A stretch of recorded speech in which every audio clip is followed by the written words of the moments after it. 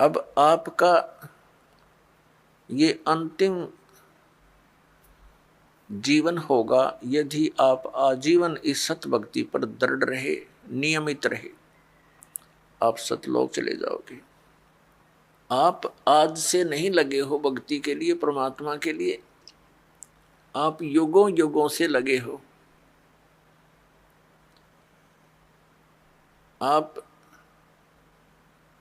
भक्ति मार्ग पर लगे हो लेकिन बीच में गफलत कर जाते हो, किसी भी कारण से आपका इस भक्ति मार्ग से पैर फिसल जाता है, आप फिर यही काल के गड्ढे में, घेरे में पड़े रह जाते हो और फिर से प्रयत्न करते हो इस घेरे से निकलने का, इस कुएं से निकलने का। तो अब आपका प्रयत्न, अब आपका जो इस काल के घेरे से निकलने का ये लास्ट स्टेप रह रहा है। यदि इससे फिर फिसल गए तो हजारों युगों तक आप इस स्टेप पर नहीं आ पाओगे, इस चरण में नहीं आ पाओगे। जो इस सतमार्ग से जुड़े हैं और उनका पैर फिसल गया तो वो तो बहुत कई हजार युगों के बाद ही फिर पुनः इस भक्ति मार्ग को ग्रहण कर पाओगे। कारण क्या है? कारण ये है कि ये सत भक्ति है, यथार्थ मंत्र है। इनके जाप करने से आपकी कमाई ढेर सारी होती है, बहुत ज्यादा हो जाती है। और इसका हमने संग्रह करके सतलोक जाना था इस भक्ति की कमाई के बल से, और ये अंतिम सांस तक हमने संग्रह करना था इसका। और हम किसी भी कारण से परमात्मा के इस मार्ग से विचलित हो जाते हैं अंतिम सांस तक कभी भी, तो फिर हम यही रह जाएंगे। और यहाँ का विधान है कि जैसे कर्म प्राणी ने किया है वैसे फल उसको मिलेंगे ही मिलेंगे। आपके पुण्यों का, आपकी सतभक्ति का ढेर लग जाएगा। जैसे आपको प्रथम मंत्र दिया जाता है, इसमें हमारे कमल है, हमारे शरीर के अंदर ये चक्कर बने हुए हैं। चक्कर जैसे एक मूल चक्र है, फिर स्वादिष्ठान चक्र है जिसको संतों ने स्वाद चक्र बोला है, और फिर नाभि चक्र है, नाभि कमल भी कहते हैं, मूल कमल भी कहते हैं, अधिष्ठान कमल भी कहते हैं। चक्कर कहो कमल कहो, संतों ने उसे कमल बोला है, योगियों ने चक्र बोला है। फिर हृदय कमल यानी हृदय चक्र है, फिर कंठ कमल है यानी कंठ वाला चक्र है, और फिर त्रिकुटी कमल है। तो इस प्रकार हमारे शरीर में ये जितने भी कमल चक्र हैं, इन पे एक एक देवता का अधिपत्य है। मूल चक्र के ऊपर, मूल कमल के ऊपर गणेश जी का बैरियर है, ये समझ लो ये बैरियर है। अपने हम निज धाम जाना है, ये बैरियर है। प्रथम बैरियर है मूल कमल, और दूसरा बैरियर है स्वाधिष्ठान कमल यानी चक्र, स्वाद चक्र, और तीसरा बैरियर है ये नाभि चक्र, नाभि कमल। तो मूल कमल पर गणेश जी वहां के मुखिया हैं, और स्वाधिष्ठान चक्र रूपी बैरियर के ऊपर श्री ब्रह्मा जी का राज्य है, सत्ता है, और नाभि कमल पर विष्णु जी और लक्ष्मी जी, ये इनके साथ ही है। तो परिवार है इनका। ब्रह्मा जी के साथ उनकी पत्नी सावित्री है, और फिर हृदय कमल पर भगवान शिव और पार्वती यहाँ के ये अधिकारी हैं, और कंठ कमल में श्री दुर्गा जी। तो इस प्रकार हमने कंठ कमल तक जितने भी ये बैरियर हैं, इनसे पार होने के लिए आपको ये मंत्र दे रखे हैं, प्रथम मंत्र।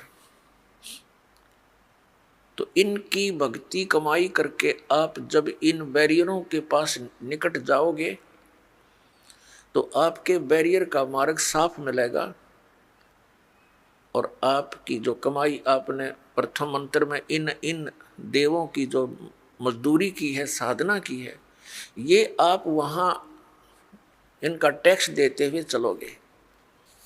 इस प्रकार हमने सतलोक जाने में ये सहयोगी होते यदि हम इस भक्ति पर लगे रहे अंतिम सांस तक। और यदि हम इनसे फिसल गए भक्ति मार्ग से, तो फिर क्या होगा? आप जी ने जो गणेश जी की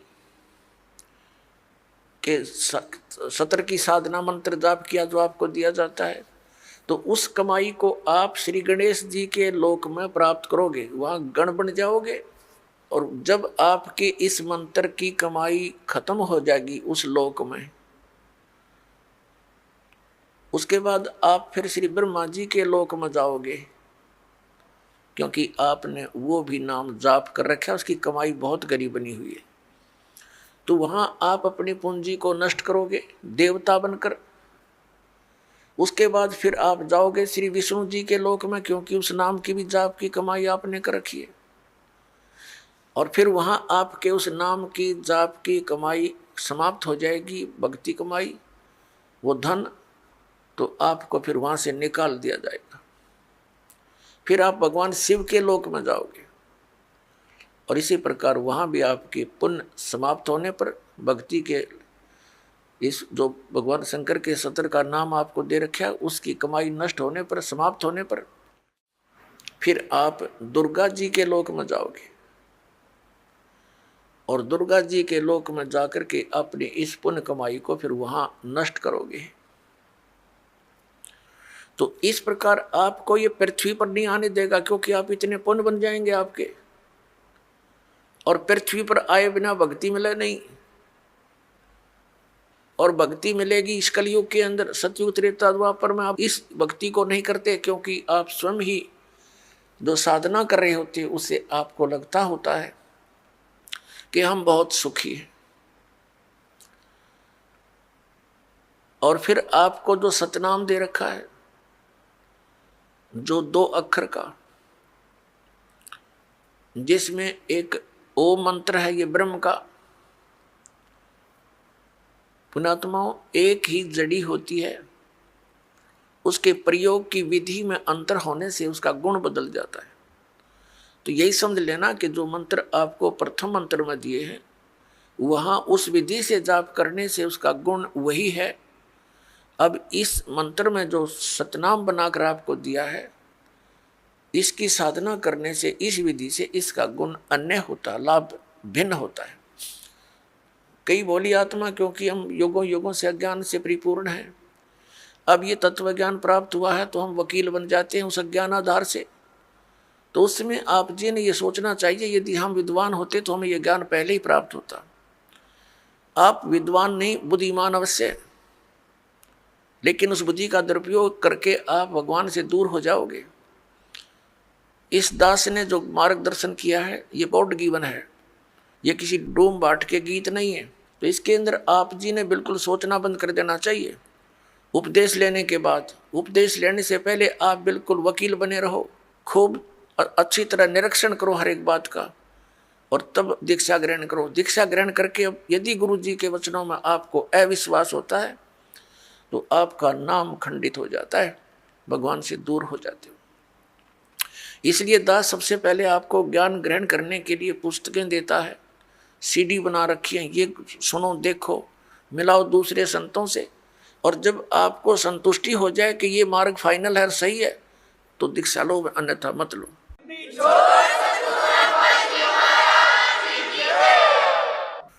तो जो दास फिर आपको जो भी ज्ञान दे, आप एक अच्छे विद्यार्थी की तरह निरसंशय होकर सुनो, श्रद्धा से सुनो, ब्लाइंड फेथ करके सुनो। पुण्यात्माओं, श्रद्धालु हमेशा अपने गुरुजी के वचन पर अंधविश्वास करता है और वही सफल होता है। लेकिन इस गुण का इन नकली गुरुओं ने दुरुपयोग कर लिया। जितने भी आप देखते हो ये संत और इनके पास गए हुए ड्योटी कितने समर्पित हैं। वो गुरुजी जो भी ज्ञान बताते हैं शिरोधार्य होता है।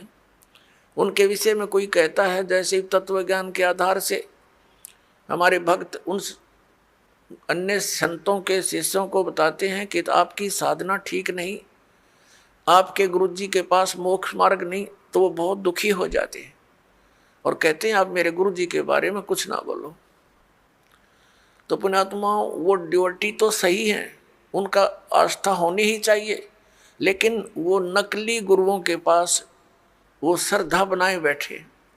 अब जैसे आम के पौधे को बीज कर यदि कोई ये आस्था लगाए बैठा है कि मैं आम खाऊंगा, इसके आम लगेंगे बड़ा होकर, तो वो बिल्कुल सही है, उसका बिल्कुल सही उद्देश्य है और ठीक उसकी क्रिया है। और यदि बबूल का पेड़ पौधा बो करके और वो ये कहता है कि ये बड़ा होगा, इसके आम लगेंगे, और उसको कोई जानकार व्यक्ति ये सलाह देता है कि ये आम का पौधा नहीं है, इसको आम नहीं लग सकते, और वो ये कहे कि तू मेरी भक्ति मार्ग को यानी मेरे पौधे को गलत मत बता, तो वो उसकी एक तो श्रद्धा है, जिस व्यक्ति ने उसको आम का पौधा बता करके बबूल दे रखा है, वो पूरा विश्वास किए बैठा है उस नकली आदमी पर। तो उस व्यक्ति को चाहिए कि इस व्यक्ति ने मेरे पौधे को ये बबूल क्यों बताया, उसकी फिर पूरा निरीक्षण करना चाहिए, तब उसकी सिंचाई करना, तो बबूल बोने का क्या यूज। तो जैसे भी किसी को ये शंका उत्पन्न करता है कोई कि भी आपका भक्ति मार्ग ठीक नहीं, तो उससे पूरा पूछे, अच्छी तरह निरीक्षण करे और फिर इन सदग्रंथों से मेल करे, क्योंकि किसी के लोक वेद से यानी कहने सुनने मात्र से अपने पद से डगमग होना ठीक नहीं। अपने आत्माओं,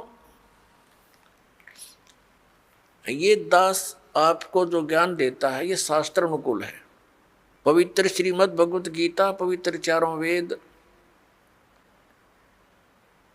और पवित्र पुराण, ये एक पवित्र हिंदू धर्म के श्रद्धालुओं के लिए शिरोधार्य है। शिरोधार्य का अर्थ होता है इनमें जो लिखा है वो सत्य है, और इससे बाहर कोई बताता वो असत्य है। असत्य डुप्लीकेट और सत्य ओरिजिनल। तो ओरिजिनल वस्तु से लाभ होगा, डुप्लीकेट से नहीं होगा। श्रीमद् भगवत गीता अध्याय नंबर 16 के श्लोक 23-24 में स्पष्ट किया है कि अर्जुन, शास्त्र विधि को त्याग कर जो मनमाना आचरण करते हैं उनको न तो कोई सुख प्राप्त होता है, न उनकी गति होती है, और न ही कोई सिद्धि को प्राप्त होते हैं, अर्थात यूजलेस। तो फिर फायदा क्या उस भक्ति के करने का। तो गीता अध्याय नंबर 16 के श्लोक नंबर 24 में तुरंत कहा कि इससे तेरे लिए अर्जुन कर्तव्य और अकर्तव्य की व्यवस्था में, यानी कौन सी भक्ति करनी चाहिए और कौन सी ना करनी चाहिए, सदग्रंथ ही प्रमाण है, उनको आधार मानना। सदग्रंथों के विपरीत कोई ज्ञान देता है उसको स्वीकार मत करना, वो गुरु ठीक नहीं। भावार्थ ये है इस पवित्र सदग्रंथ के इस श्लोकों का। तो पुण्यात्माओं, ऐसे तो आपको भी कोई कह सकता है कि आपके गुरु जी का ज्ञान ठीक नहीं, तो उससे प्रमाण लीजिए और फिर अपने प्रमाण दीजिए, और फिर भी आपको कोई भिन्नता लगे तो बेशक किसी को स्वीकार कर लीजिए। लेकिन दास ये दावे के साथ कहता है कि इस विश्व के अंदर इस दास के अतिरिक्त न तो तत्व ज्ञान है और न ही भक्ति का कोई मंत्र समाधान है। सबके पास यूजलेस मंत्र है, मोक्षदायक नहीं है, वो सब झूठे और गलत मंत्र है, शास्त्र विरुद्ध ज्ञान है। ये ढोल के डंके पर कहते हैं। और ऐसा है तो प्रमाण दे कोई हमारे सामने आए। हमने अध्यात्म ज्ञान चर्चा का एक प्रोग्राम चलाया, उसमें सामने आए और अपना पक्ष प्रस्तुत करे।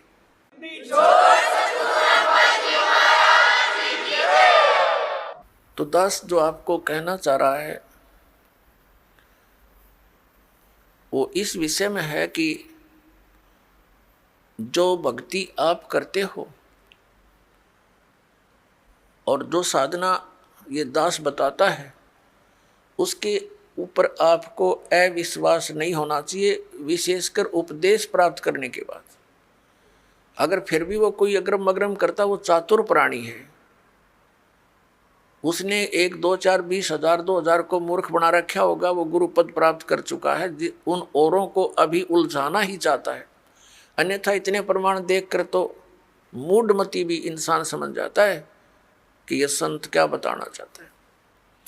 तो कहने का दास का तात्पर्य ये है कि जब आप उपदेशी हो जाओ उसके बाद आप दास के वचन सुनो और उनको फाइनल मानो। उपदेश लेने से पहले आप पूरी तर्क वितर्क करो, अपने माइंड से एक दूसरे के साथ करो कि ये कैसे लिखा है, ये ऐसे लिखा, फिर प्रमाण देखो। हमने तो पृष्ठ नंबर और अध्याय नंबर, उनके श्लोक नंबर दे रखे हैं, आपके प्रमाणित ग्रंथ होंगे। पुण्यात्माओं, दास अपनी तरफ से एक शब्द नहीं बोलता, क्योंकि हम जीव हैं। जीव जो अपनी तरफ से बोलेगा वो यदि ग्रंथों से परिचित नहीं है तो जीव सतर का ही बोल सकता है। लेकिन दास ने उन सदग्रंथों को पढ़ा है जो गॉड गिवन है, और गॉड गिवन जो विचार हैं वो जीव सतर से बाहर होते हैं। गॉड गिवन परमात्मा दत्त जो ज्ञान है उस पर जीव सोच ही नहीं सकता वहां तक, तो उनको हमने फाइनल ही मानना होगा। दैट्स ऑल, ये समझ लेना। और ये आपको निश्चय हो जाना चाहिए कि दास जो बोलेगा वो सदग्रंथों से ही बोलता है, जो सदग्रंथों में लिखा है, और जिसको हमारे धर्मगुरु समझ नहीं सके दास उनको समझा रहा है कि इस सदग्रंथ का कहने का तात्पर्य ये है, ये न्यू का न्यू लिखा हुआ है, एज इट इज रिटन है, जो का त्यों लिखा हुआ है, और उसको हमारे धर्मगुरु समझ नहीं सके। बस इतनी सी बात है। अब धर्मगुरु कौन होता है? जो धार्मिकता और सदग्रंथों का ज्ञान दे, और जो सदग्रंथों के विपरीत ज्ञान देता है और आपस में लड़ाके मारता है, वो ना धर्मगुरु है ना उसके धार्मिकता आसपास है, वो तो एक राक्षस व्यक्ति है। पीछे आप देखते आए हो, हिंदुओं के गुरु मुसलमानों के साथ लड़ाते हैं, मुसलमानों के गुरु हिंदुओं के साथ लड़ाई करवाते हैं अपने उल्लू सीधा करने के लिए, और वो हमें मूर्ख बनाते रहे।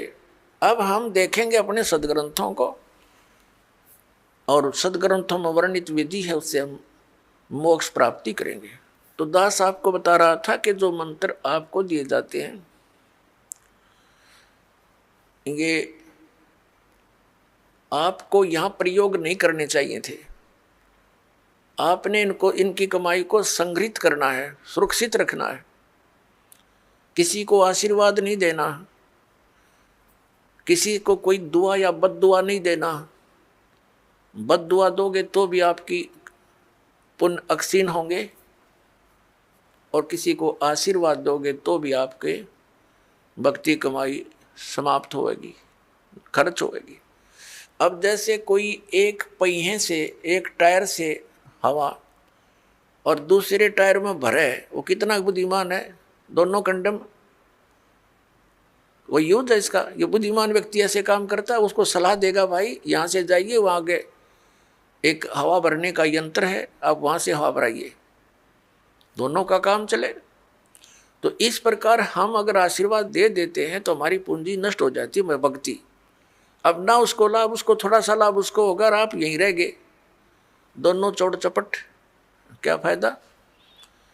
तो इस प्रकार हमने अपने बच्चों को, भाई बहन, माता पिता, सबको, संबंधित जितने मित्र हैं या वैसे भी कोई, एक सद्भावना पूर्वक सबसे प्रार्थना करनी चाहिए कि आप भी दीक्षा लो और अपनी हवा आप भरो। जैसे एक पंप दे दिया जाता है साइकिल में हवा भरने का, तो सब ले लो पंप और अपनी भरो हवा, जब जरूरत पड़े फुल करो और चलो गाड़ी पर। सवारी पर। तो कहने का भाव ये है कि इसी प्रकार ये गुरुदेव जी से दीक्षा लेकर के आप स्वयं अपनी भक्ति मंत्र के जाप साधना के द्वारा अपने टायर में हवा स्वयं भरो और फिर चलो। तो इस प्रकार आप जी ने अब ना किसी को आशीर्वाद देना है ना किसी को बद्दुआ देनी है, दोनों में हमें हानि है। पहले क्या था, इस काल का जाल है। आप देखते हो बुजुर्ग बड़े छोटों को आशीर्वाद देते हैं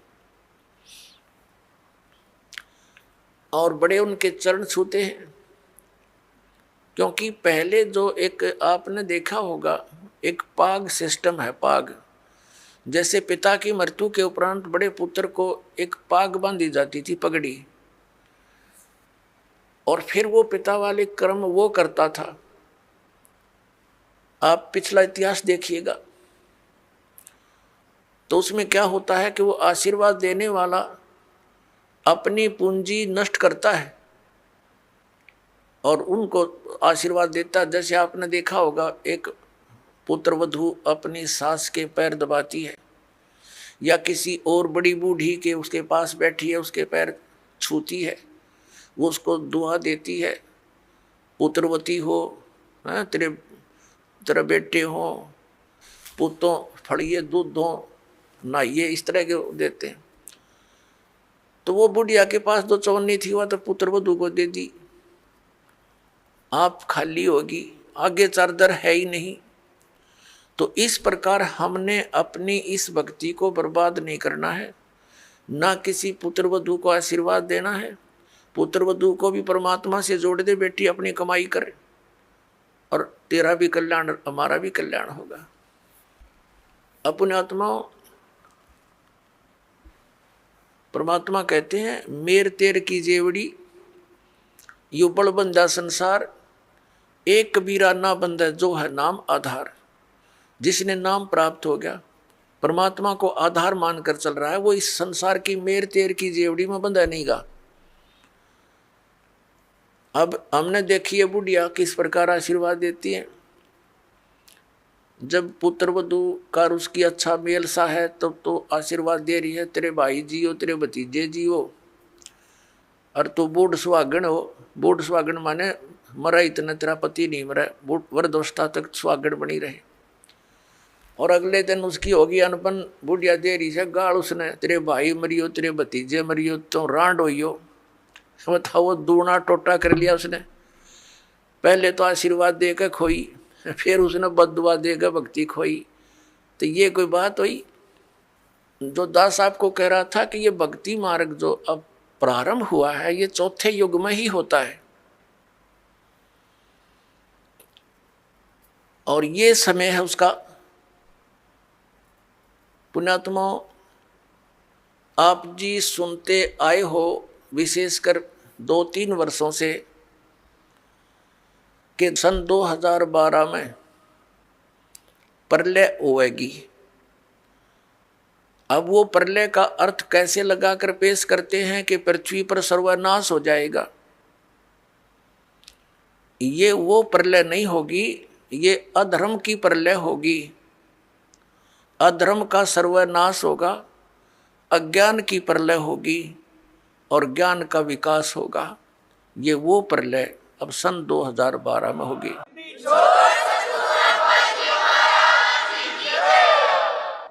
श्रीमद् भगवत गीता अध्याय नंबर 4 के श्लोक नंबर 7 में कहा है, यदा यदा ही धर्मस्य ग्लानि भवति भारत।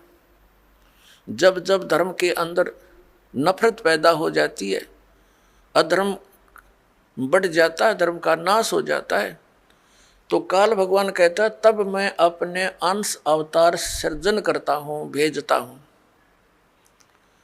अपने आत्माओं, आप जी को दास बार बार बताता है, हम काल के लोक में रह रहे हैं, सरपुरुष के लोक में, और गीता जी का ज्ञान ये काल भगवान यानी ब्रह्म श्री कृष्ण जी में प्रवेश करके बोल रहा है।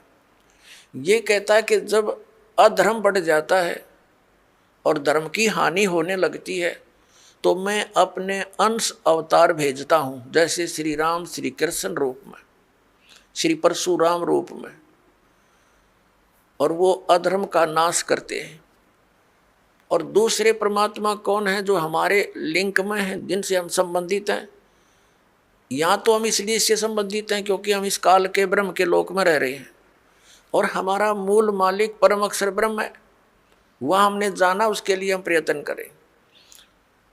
तो ये काल के जो अवतार होते हैं, ब्रह्म के अवतार कैसे अधर्म का नाश करते हैं? जैसे महाभारत करवाया किसने?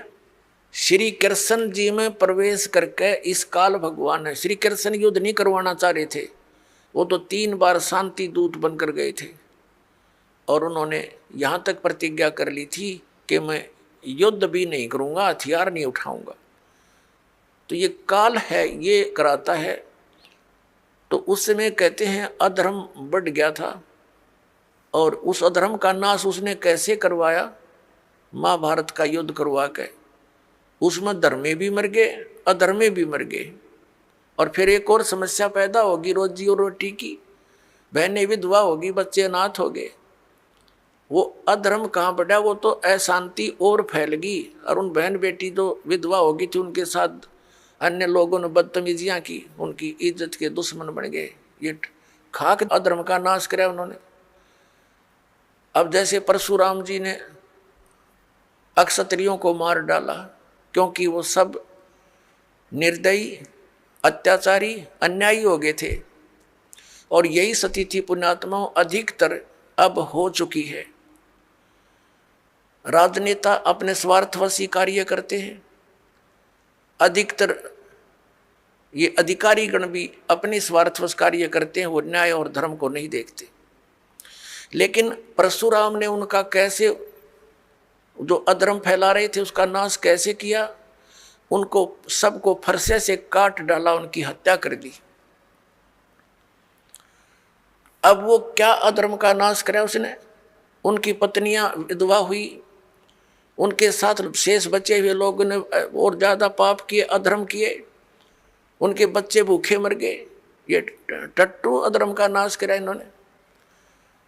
तो पुण्यात्माओं, परमात्मा कैसे उस अधर्म का नाश करता है, अधर्म की कैसे प्रलय करता है, जो अब होने जा रही है। परमेश्वर 600 वर्ष पहले आए थे, उस समय उन्होंने ये तत्व ज्ञान और अपनी समर्थता का प्रमाण दिया था। परमात्मा ने ऐसे सुख दिए थे जो उनकी शरण में आए थे। 64 लाख शेष हुए थे कबीर परमेश्वर जी के। सन 1398 से सन 1518 तक 120 वर्ष परमात्मा इस पृथ्वी पर रहे, एक जनसाधारण की लीला की, जुलाहे का कार्य किया, और एक परम संत की भूमिका की, तत्वदर्शी संत की भूमिका की। और जो भी उनकी शरण में आए उनके आशीर्वाद मात्र से उनको सुख होना शुरू हो गया। यानी परमात्मा की सतिथि को पुनः स्थापित किया परमात्मा कबीर परमेश्वर जी ने, और अधर्म का नाश किया। और उसके बाद फिर उन महापुरुषों को मिलते रहते हैं, वो आकर के उनके द्वारा फिर अपने धर्म का प्रचार कराते हैं। उनसे सुख होता है, जनता को भक्ति में आस्था बनी रहती है। तो अभी ये 50-60 वर्ष पहले तक पुण्यात्माओं, आप पिछला इतिहास देखो, कितना शांति से रहते थे लोग। दुखी को दुखी देखकर दुखी होते थे, उसकी मदद करते थे। एक घर में कोई अभाव होता किसी वस्तु का तो गांव इकट्ठा हो जाता था, और भाई उसकी मदद करो, कोई किसी कारण से कोई उसके ऊपर आपत्ति आई है तो। और अब खुश होते हैं किसी का हानि होती है तो कितना अब बिजली गिर गई। उन महापुरुषों के द्वारा स्थापित किया हुआ धर्म अभी तक चल रहा था, अब फिर दया करी है दाता ने। ये आप देख रहे हो, क्योंकि दास के जीवन में ये 61वां वर्ष चल रहा है। इससे पहले का भी समय देखा और वर्तमान का समय भी दास देख रहा है। दिन और रात की बिजली गिर गई है, इतना अंतर हो गया।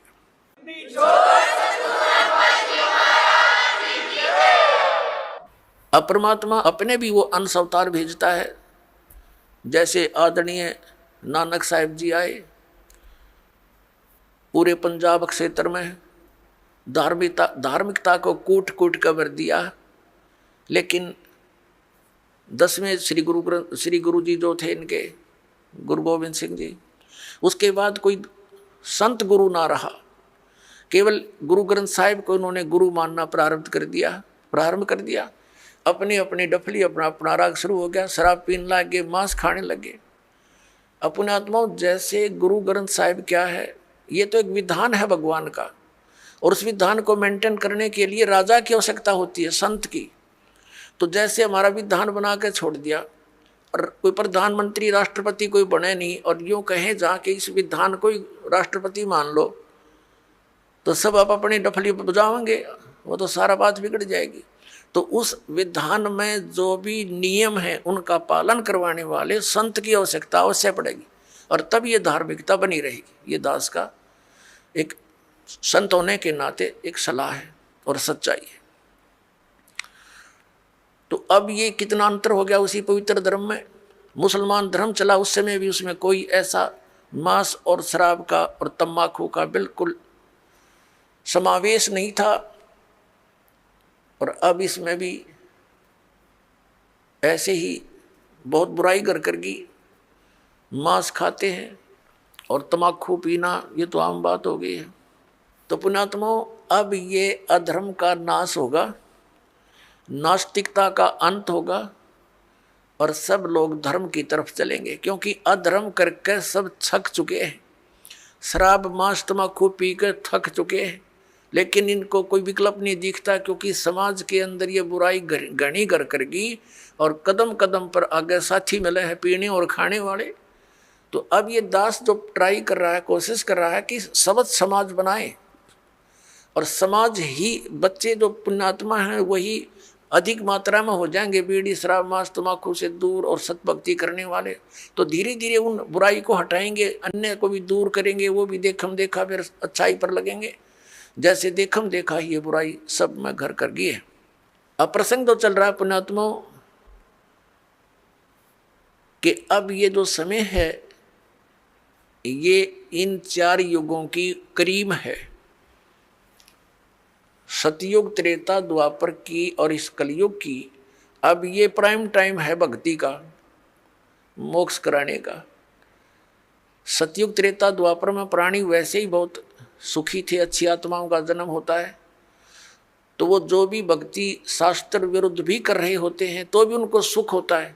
तो वो ये समझ बैठते हैं कि जो साधनाएं हम कर रहे हैं इन्हीं से हमें लाभ हो रहा। जैसे ये दास पहले भगवान श्री कृष्ण, भगवान विष्णु, भगवान शंकर जी, बाबा श्याम जी, हनुमान जी, और भी जो भी देवी देवता हमारे पवित्र धर्म में हमें पूज्य बता रखे थे, सबकी पूजा करते थे।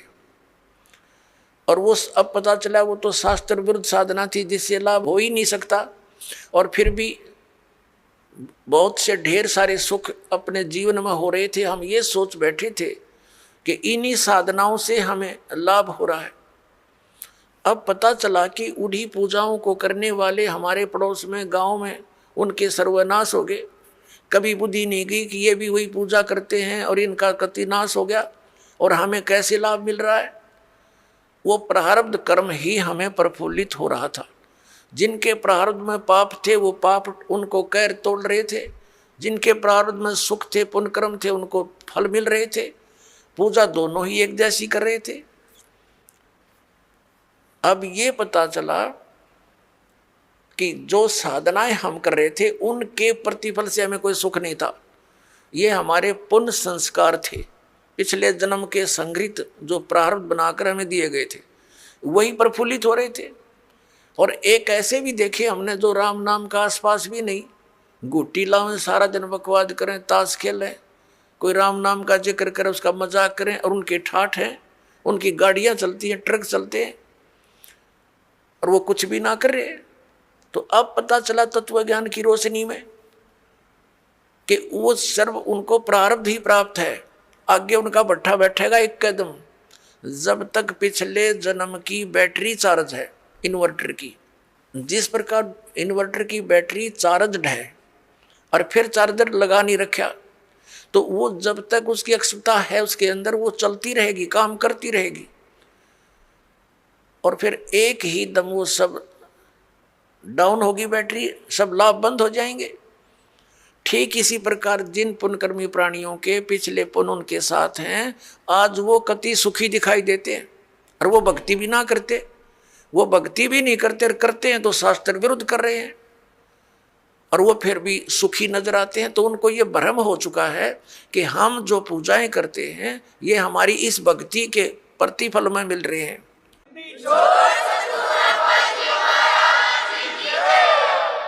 तो ये उनकी भूल है। इसी प्रकार सतयुग त्रेता द्वापर में सभी प्राणी, वो बहुत पुण्यकर्मी प्राणियों का जन्म उन युगों में होता है, तो उनके पूर्व जन्म के संस्कारों से उन्हें फल लाभ मिलते रहते हैं। वो सोचते हैं हम सुखी हैं इसी साधना से, तो उनको कोई कहे कि ये पूजा छोड़कर ये करो, वो नहीं मानते। दूसरा कारण उस समय क्या रहा कि उस समय शिक्षा नहीं थी।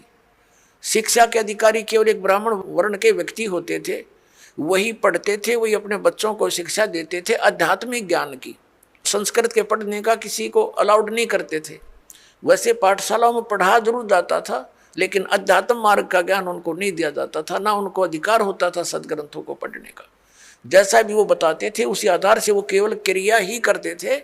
गुरुजी ने जो मार्गदर्शन किया उसी तरह वो क्रियाएं करते रहे। और दूसरा ये था कि उस समय एक वेदों को ही आधार मानकर ज्ञान दिया जाता था, अन्य कोई शास्त्र या कोई विचार कोई व्यक्त नहीं करता था। कोई शास्त्र सदग्रंथ अन्य नहीं था वेदों के अतिरिक्त, तो उनको कोई शंका संशय नहीं था। और उनको जो मार्ग बताया जाता था वेदों अनुसार ओम नाम का जाप ही ऋषि लोग दिया करते थे, और कोई अन्य मंत्र नहीं देते थे। जैसे ये ओम नमः भागवते, ओम नमः शिवाय आदि ये मंत्र नहीं जाप करते थे, वो तो बाद में करने लगे हैं लोग। तो केवल ओम नाम का जाप और 500 यज्ञ ये ऋषि जन करते और करवाते थे। तो उस समय जो साधना वो ओम नाम का जाप और गुरु परंपरा से करते थे, उनको भविष्य की पुण्य तो एकत्रित होते थे, लेकिन लाभ उनको पिछले ही संस्कारों से मिल रहा होता था। ओम नाम के जाप से उनको क्या लाभ होता था? ब्रह्मलोक प्राप्ति। जैसे आपने श्री महावीर जैन जी के जीवन में बहुत बार दास ने दिखाया है, वो महापुरुष तो वेदों अनुसार साधना करते थे, जिस कारण से 80 लाख बार तो वो देवता पद को प्राप्त किया उन्होंने। और फिर कितना कर टूटा पाप के कारण, 60 करोड़ बार गधा, 30 करोड़ बार कुत्ता और बिल्ली हाथी, पता नहीं कितनी बार उन्हें ऐसे कष्ट भोगे। तो ये विधान है यहाँ के भगवान का। तो सतयुग त्रेता द्वापर में कोई भी प्राणी परमात्मा के इस ज्ञान को ग्रहण नहीं कर सकता। कोई ये कहे कि ब्रह्म से ऊपर भगवान है, और कोई ये कहे कि श्री कृष्ण और राम से ऊपर कोई शक्ति है, विष्णु और ब्रह्मा से ऊपर शक्ति है, तो सतयुग त्रेता द्वापर में लोग नहीं मानते, क्योंकि वो स्वयं सुखी होते। और इस कलयुग में क्या है, इस काल न करी थी हेरा फेरी हमारे साथ।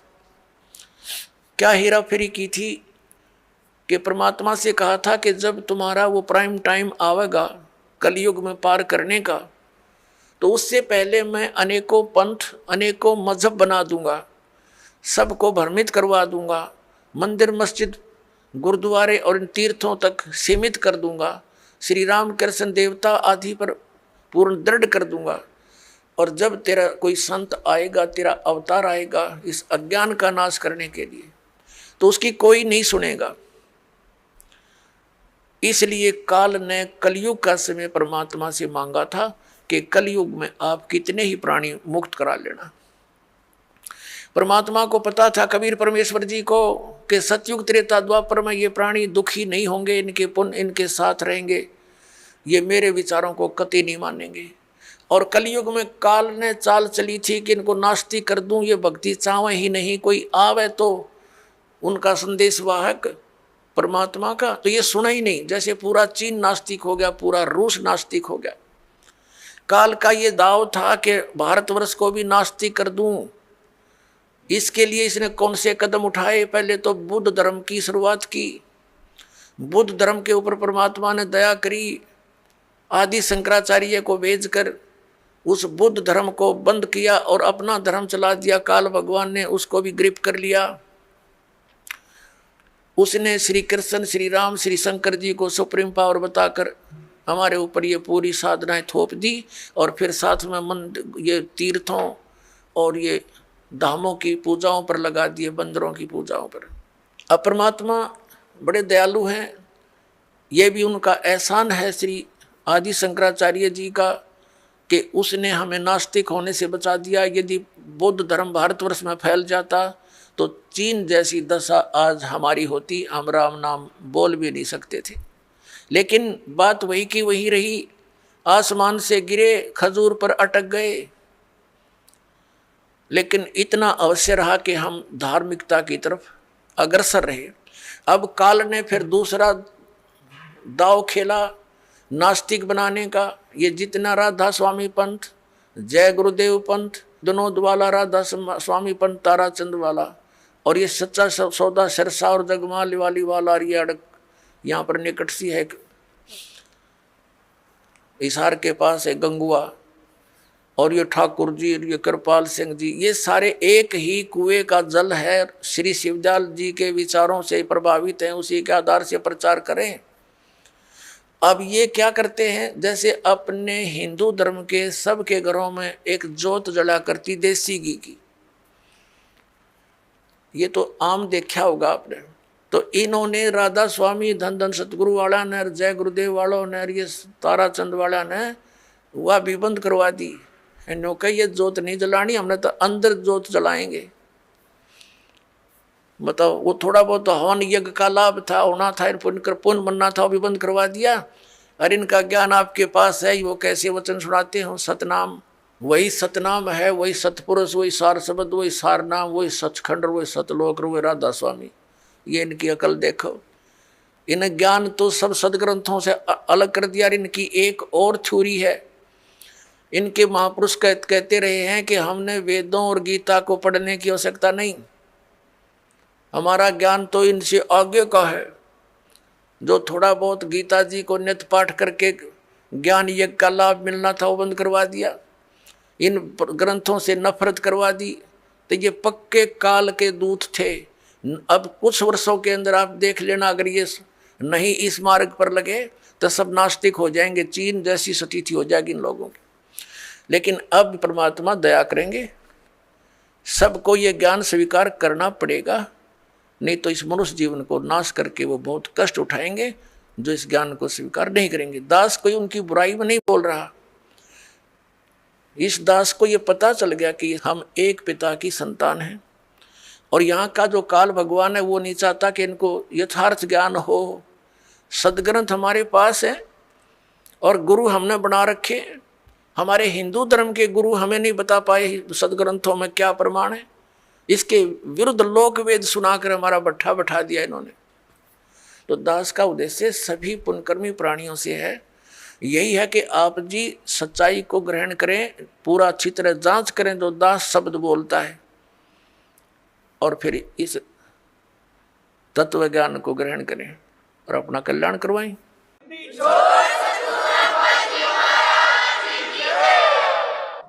तो पुण्यात्माओं, प्रसंग चल रहा है कि ये वो समय है, अब इस अधर्म का नाश होगा और धर्म का विकास होगा।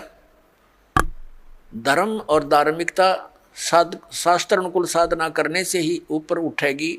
अभी तक हम शास्त्र विधि को त्याग कर मनमाना आचरण कर रहे थे, जिस कारण से हमें भगवान से मिलने वाला लाभ नहीं प्राप्त हुआ, और हम भगवान को भूलकर फिर हम स्वयं अपना लाभ प्राप्त करने के तरीके खोज लिए।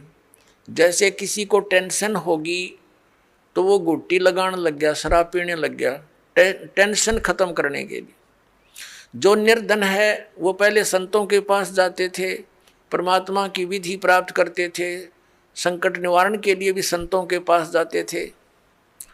तो उनको जो साधना बताते थे, जो सही संत होते थे, तो उनको उनसे राहत मिलती थी। तो फिर वो व्यक्ति परमात्मा पर दृढ़ रहते थे। अब हम क्या करते हैं, जो संतों के पास जाते हैं वो हमें साधना विधि बताते हैं, उनके द्वारा बताई साधना विधि को हम खूब तसल्ली से करते हैं, लेकिन राहत कुछ मिलती नहीं। तो हम दूसरे के पास जाते हैं, वहाँ से भी इसी प्रकार उनके द्वारा बताई साधना को हम करते हैं, फिर कोई लाभ नहीं होता। तो लास्ट में फिर हम क्या सोचते हैं, स्वयं ही धनी बनना चाहते हैं। टेंशन बुलाने के लिए तो गुटी लाने लग गए, दूना पाप कर लिया इकट्ठा, और फिर धनी बनने के लिए रिश्वत, मिलावट, चोरी, ठगी, ये बकवाद शुरू कर दी। तो ये दूने पाप के भागी बनेंगे हम, उनसे लाभ तो होना ही नहीं। जैसे मान लीजिए किसी व्यक्ति ने 2 नंबर का काम करके, मिलावट करके या 2 की वस्तु को 20-50 में बेचकर पैसा इकट्ठा भी कर लिया, तो फिर उसके साथ क्या बनेगी? या तो कोई बालक बीमार हो जाएगा, या कोई स्वयं को ऐसा रोग लग जाएगा, वो सारा पैसा भी जाएगा, और वो उस पैसे को 2 नंबर से इकट्ठे करने का जो पाप था वह उसके लिए शेष रह जाएगा। एक व्यक्ति ने बताया कि जी मैं बहुत नालायक व्यक्ति था, ऐसे मेरी कोई दुकान थी, बहुत पुराने समय की बात है, जब ये टेप रिकॉर्डर चले ही चले थे। वो कह रहा था उसका रिफल जो था इस कैसेट का, एक ऑडियो कैसेट चाली थी, टेप में चला करती, वो ला करता मैं तोल के भाव थे, और मुझे टोटल वो सारा कुछ 2 रुपये में पड़ता था। उस पर सोनी की स्टैम्प लगी हुई होती थी, और उसको मैं 32-30 रुपये में बेचता था, और वो टूट जाती थी 10-5 दिन में। फिर मैं उनको धमका देता था, मैं क्या करूं, तुम्हारा इंस्ट्रूमेंट खराब होगा। अब उस टाइम तो मुझे खूब पैसा आता नजर आ रहा था, मैं ठाठम ठाठ समझ रहा था। फिर मेरा इकलौता पुत्र रोगी हो गया, और उसके पहले तो लोकल डॉक्टरों को दिखाया, उनसे इलाज नहीं हुआ। किसी ने बताया कि वहाँ संत के पास जाओ, वहाँ जाओ, झाड़ा लगवाओ, झाड़ फूक भी साथ में दवाई भी चलती रही। फिर 1 वर्ष तो ऐसे चला, कुछ कभी राहत हो जा, कभी फिर बीमार हो जा। लास्ट में पता चला कि उसकी दोनों किडनी फेल होगी। उसके लिए ऑल इंडिया इंस्टीट्यूट दिल्ली में गए, उस समय दोनों किडनी फेल होगी, और गुर्दे बदलवाए, उसके एक गुर्दा बदलवाया। लगभग हमारा 3 लाख रुपए खर्च हो गया, 3.5 लाख के आसपास टोटल, जब से वो रोगी हुआ था। लड़का स्वस्थ हो गया, कोई बात नहीं, जो नुकसान हुआ सब्र किया। उसके विवाह की तैयारी कर रहे थे, 6 महीने के बाद, स्वस्थ होने के 6 महीने के बाद वही लड़का बस दुर्घटना में एक्सपायर हो गया। अब टक्कर मार के रो रहा हूं। जब से ये ज्ञान सुना है उस समय मुझे वो कुकर्म याद आते हैं मेरे, कि जिस बेटे को सुखी बनाने के लिए मैंने ये ऐसे जुल्म किए थे, वो बेटा भी ना रहा और वो धन भी ना रहा। अब मैंने बताया कि अब तेरे पास क्या रहा? जो तूने पाप इकट्ठे करे थे, वो धन इकट्ठा करने में, वो तेरे पास जो कि तू सुरक्षित है। अब इसने धर ले दिए सिर पे वहाँ धर्मराज के दरबार में। तो फिर उसने दीक्षा ली। पुण्यात्माओं, गलती इंसानों पर, बहुत भक्तों पर हो जाती हैं, लेकिन जब तक उसको ये पाप नाशक औषधि नहीं मिलेगी, वो पाप उसके ज्यों के त्यों रखे रहेंगे। तो कबीर परमात्मा दयालु हैं, उनको ये मालूम है कि ये बच्चे काल से भ्रमित ये ऐसी गलतियां कर रहे हैं, वो दयालु हैं। जैसे पुण्यात्माओं, जब तक आपको ज्ञान नहीं होता और आपने जो भी गलती कर दी वो अक्षम्य है, माफ करने योग्य है, और अब ज्ञान होने के बाद बकवाद करोगे तो फिर आपको अक्षमा नहीं होगी। जैसे बच्चा अबोध होता है, छोटा सा बालक होता है, पालने में झूल रहा है, और उसने टट्टी पेशाब दोनों कर दिए और सब कपड़े भी खराब कर लिए, हाथ पैर भी ऐसे खराब कर लिए। माता आती है, वो देखती है कि इसने सारा कुछ बिगाड़ दिया काम, लेकिन वो उसे अक्षुब्ध नहीं होती, नाराज नहीं होती। उसको मालूम है कि इसको पता नहीं। उसको नवावेगी, धोएगी कपड़े, स्वच्छ कपड़े पहनावेगी, प्यार करेगी, फिर दूध पिलावेगी और फिर सुलावेगी। और जब वो बच्चा बड़ा हो जा और वो कितने कपड़ा में बैठ कर टट्टी कर दे, उसका दो धरेगी दड़ाक और बाहर पटकेगी, हनु कहेगी ला दो गई ना अपने आप। तो ऐसे पुण्यात्माओं, जब तक हम अबोध हैं, हमें यह ज्ञान प्राप्त नहीं हुआ, तब तक तो हम ऐसे थे, गलती करके हम अपने पापों से सने पड़े हैं। तो ये परमात्मा कबीर जी दयालु हैं, ये अपने बच्चों को धोएंगे। इन पाप नाशक दवाई है मालिक के पास, इनके पास एक मंत्र है जो दास आपको देगा, आपके सभी पापों का नाश कर देंगे, आपके प्रारब्ध के पापों का भी नाश करेंगे, आपके संचित पापों का भी नाश इस मंत्र से होगा। जैसे फसल में पहले खरपतवार हो जाता था तो उसका कोई विकल्प नहीं था, कुछ एक तो कसोले कस्सी से उसको थोड़ा बहुत खुरच देते थे, वो फिर भी हो जाता था। जब फसल बड़ी हो जाती थी तो उसका कोई विकल्प नहीं था, वो साथ ही पला करता था फसल के, अब एक ऐसी मेडिसिन खोज होगी है कि उसको फसल में डाल दिया जाता है तो खरपतवार का नाश कर देती है, फसल को हानि नहीं करती। इसी प्रकार ये मटेरियल यानी ये केमिकल और ये साल्ट पहले विद्यमान थे लेकिन खोज नहीं थी। इसी प्रकार ये मंत्र परमात्मा ने पहले ही हमारे सदग्रंथों में विद्यमान कर रखे थे, ये हाथ नहीं लगे थे। अब इसकी खोज होगी, इस दास के पास उपलब्ध है, और इससे सब पाप नाश हो जाएंगे और आपके पुण्य शेष रह जाएंगे।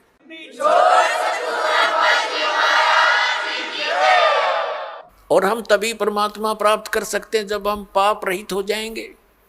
और यहाँ का विधान है ब्रह्म परब्रह्म ब्रह्मा विष्णु महेश और अन्य देवताओं का जैसे कर्म करोगे वैसा ही फल मिलेगा। पाप आपके अलग लिखे जाते हैं, पुण्य अलग लिखे जाते हैं, और फल मिलता है दोनों का। पुण्यों के लिए स्वर्ग महास्वर्ग, फिर यहाँ के छोटी मोटी सुविधा, राजा या अच्छी कोई पोस्ट, और नरक ये भी पैरेलल मिलेगा। कुत्ते गधे सुअर की योनि ये भी अवश्य भोगनी पड़ेंगी। लेकिन कबीर परमेश्वर की शरण में आने के बाद आपको अब ये पापों का दंड नहीं भोगना पड़ेगा, आपके प्रारब्ध के कर्मों का भी नाश होगा जो आपको हानिकारक होगी। इसलिए तो भक्ति करते हैं हम, इसलिए परमात्मा की खोज करते हैं कि हमारे ऊपर कोई आपदा आवे तो परमात्मा हमारी रक्षा करे। और जब वो आपदा भी आ रही है तो फिर प्रोटेक्शन क्या हुआ उस साधना का जो हम करें। जैसे हमने कोई शेड या झोंपड़ी मकान बना रखा है, उसका उद्देश्य क्या है कि गर्मी सर्दी वर्षा से हमारी रक्षा करे। और जिसने हमने बना रखी है झोंपड़ी या मकान और वो सारा पानी भी अंदर ही आ रहा है और धूप का भी असर ऐसे पैदल है, तो वो कुछ भी प्रोटेक्शन नहीं आपका। आप कितने नशे में पड़े हो और सोच रहे हो महल में बैठे हो, तो सारी आपदाएं आप पर आ रही हैं, तो साधनाएं आपकी वो सत्य नहीं है, शास्त्र अनुकूल नहीं है, इसलिए आपको कोई लाभ प्राप्त नहीं हो रहा है। तो उसकी प्राप्ति के लिए आपने परम संत की खोज करनी पड़ेगी। और इन्हीं मंत्रों और साधनाओं को जो दास देता है, अन्य कोई व्यक्ति देवेगा, उससे कोई लाभ आपको प्राप्त नहीं होगा, क्योंकि अनअधिकारी से कोई भी कार्य सफल नहीं होता। जैसे एक सिंपल सी बात है, आप जी पासपोर्ट बनवाते हैं विदेश जाने के लिए, यदि वो डुप्लीकेट बना दिया जाता है तो आप भी दोषी और बनाने वाला भी अपराधी, दोनों को सजा मिलेगी। इसी प्रकार हमने जाना सतलोक, और ये पासपोर्ट बनाने का आदेश केवल इस दास के अतिरिक्त इस ब्रह्मांड में नहीं है, ये सत्कर मान लेना। और इसके अतिरिक्त जो भी कोई नाम दान साधना दे रहा है वो शास्त्र विदिता का मनमाना आचरण है उनका, और वो डुप्लीकेट नाम दे रहे हैं, उनसे कोई लाभ आपको नहीं होना। और इन मंत्रों को भी यदि इस दास से कोई प्राप्त कर चुका है और वो दुष्ट आत्मा स्वयंभू संत बनकर उनको आगे दान कर भी रहा, तो डुप्लीकेट पासपोर्ट बना रहा वो, उससे भी आपने बचना है। इसी कहते ये काल हमारा भट्ठा बंटवाता है, ये पैरेलल खड़ा कर देता काल के दूतों को। भगवान आए थे, एक कबीर पंथ चलाया था, उसके बाद काल ने 12 कबीर पंथ चला दिए, सबको भ्रमित कर डाला। परमात्मा कबीर जी वाली एक भी साधना उन पंथों में नहीं, नाम कबीर पंथ है। तो इससे आपने अब सतर्क रहना है। पीछे जो गलतियां हो चुकी हैं उनसे बचकर ही हम आगे सफल हो सकेंगे। वो उदाहरण भी आपको दिए जाते हैं।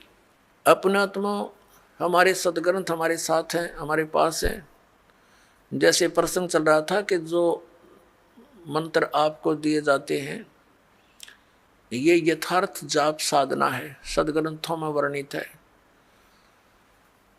और जो आपको दास साधना विधि और ज्ञान बताता है वो सूक्ष्म वेद से बताता है। तत्व ज्ञान रूपी 5वां वेद जो है, जो सच्चिदानंद घन ब्रह्म की वाणी में वर्णित है, उसके आधार से आपको ज्ञान देता है।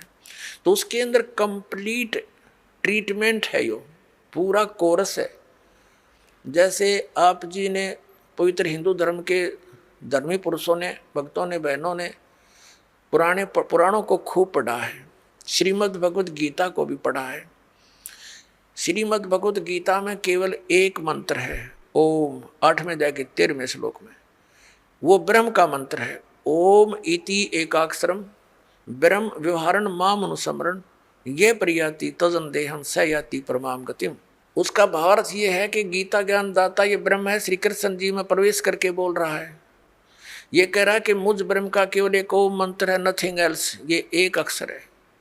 और इसका उच्चारण करके सिमरण करता हुआ जो शरीर त्याग कर जाता स याति परमाम गति, वो ओम से मिलने वाली जो परम गति उसको प्राप्त होता है। ओम से क्या होती है? ब्रह्मलोक प्राप्ति। ब्रह्मलोक में गए हुए प्राणी भी वापस आते हैं। 8वें अध्याय के 16वें श्लोक में गीता जी में ये भी स्पष्ट किया हुआ है। और गीता ज्ञानदाता स्वयं भी दूसरे अध्याय के 12वें श्लोक में, चौथे अध्याय के 5 और 9 श्लोक में और 10वें अध्याय के दूसरे श्लोक में कहता, अर्जुन तेरे और मेरे बहुत जन्म हो चुके, तू नहीं जानता मैं जानता। इसे सिद्ध है कि गीता ज्ञान दाता भी अविनाशी नहीं है, ये नाशवान है। तो इसके भगत भी नाशवान, जन्म मृत्यु समाप्त नहीं होगी। फिर गीता जी अध्याय नंबर 17 के श्लोक नंबर 23 में साधना का ज्ञान है। 3 मंत्र बताए हैं। ओम तत्सत इति निर्देश ब्रह्मण त्रिविधि समर्थ है, यानी सच्चिदानंद घन ब्रह्म, उस परम अक्षर ब्रह्म की प्राप्ति के लिए ये 3 मंत्र की मजदूरी है, साधना है। अपने आत्मा और कोई मंत्र इसमें जाप नहीं। तीसरे अध्याय के 10 से लेकर 15 तक श्लोकों में गीता जी में यज्ञों की जानकारी दी है, विधि नहीं बताई है, यज्ञों का लाभ बताया है। तो ये सब सारा कुछ कंप्लीट जो कोर्स आपको दिया गया है, ये कहाँ लिखा है? ये सूक्ष्म वेद में लिखा है। पुराणों के अंदर आप जी पढ़ते हो, कहीं पर हरियम नाम है, कहीं पर किलम नाम लिखा है, कहीं पर श्रम लिखा है। ये कहीं कोई जाप करने का बताया, कहीं ने किसी ने कुछ बताया। तो परमात्मा ने आकर के सतयुग के प्रथम चरण में ब्रह्मा जी आदि कईयों को मिले थे, वो महापुरुषों को मिलते हैं, उनका गुण है। तो उनको ये कंप्लीट प्रथम मंत्र देने की, बताने की चेष्टा की थी। तो उन्होंने उनको स्वीकार ना करके उस में से अपने अपने स्वार्थवश मंत्र निकाल लिए और उनकी साधना शुरू कर दी।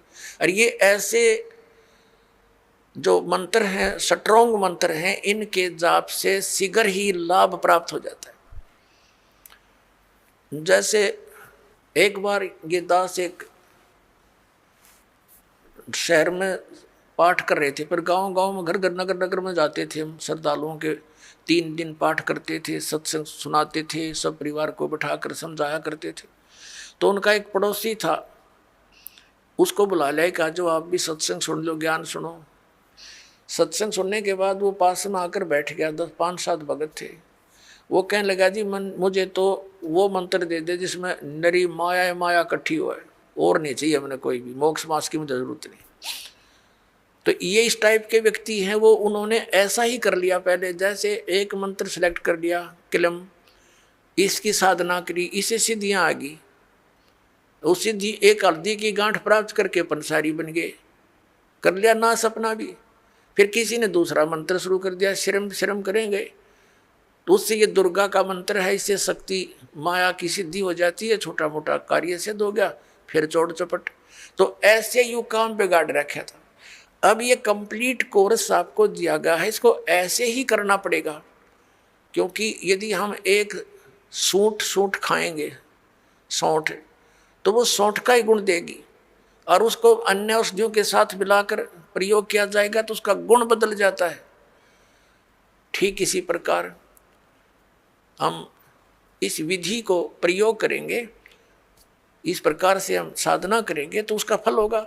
जैसे आज प्रसंग चला था कि प्रथम मंत्र भी आपको दिए जाते हैं, और सतनाम के अंदर भी उन्हीं मंत्रों का कुछ समावेश है। तो कुछ बोली आत्मा ये भ्रमित हो जाते हैं कि बताओ वो नाम भी उधर भी वही है, उलट पुलट करके यहाँ दे रखे। इनमें बहुत अंतर होता है। जैसे एक आयुर्वेद में लिखा है कि शहद और घी को यदि समान मात्रा में मिला दिया जाए तो विष बन जाता है, और उसको विषम मात्रा में बनाया जाए तो वो अमृत बन जाता है। जैसे 2 चम्मच शहद और 1 चम्मच घी डाल दिया तो अमृत बन गया, और दोनों 1-1 चम्मच मिला के खा लिया तो विष का काम करता है।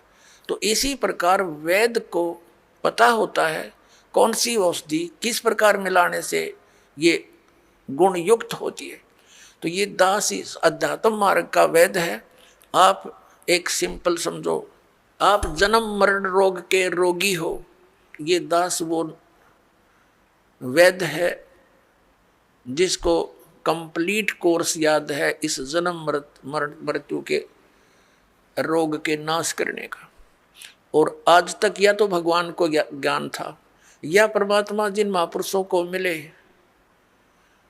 वो कौन कौन है, आदरणीय धर्मदास साहिब जी, आदरणीय नानक साहिब जी, आदरणीय मुल्कदास साहिब जी, आदरणीय दादू साहिब जी, आदरणीय गरीबदास साहिब जी, गांव छुडानी, जिला जज्जर, हरियाणा वाले, आदरणीय गीसा दास साहिब जी, गांव खेखड़ा, जिला मेरठ, उत्तर प्रदेश वाले। इन महापुरुषों की तो दास को जानकारी है कि इनको मालिक आकर मिले हैं, इनसे संपर्क साधा है और इनको वही ज्ञान दिया जो दास को दे रखा है। लेकिन इनको थोड़ा सा एक प्रार्थना की थी भगवान ने कि तुम इन मंत्रों का जाप कीजिए, लेकिन आगे जो सतनाम और सारनाम है ये भी सार्वजनिक नहीं करना। लेकिन वो महात्मा प्रथम मंत्र का जाप देते थे, लेकिन बीच बीच के 5 नाम ही देते थे, जो आपको 7 मंत्र अब बनाकर दिए जाते हैं।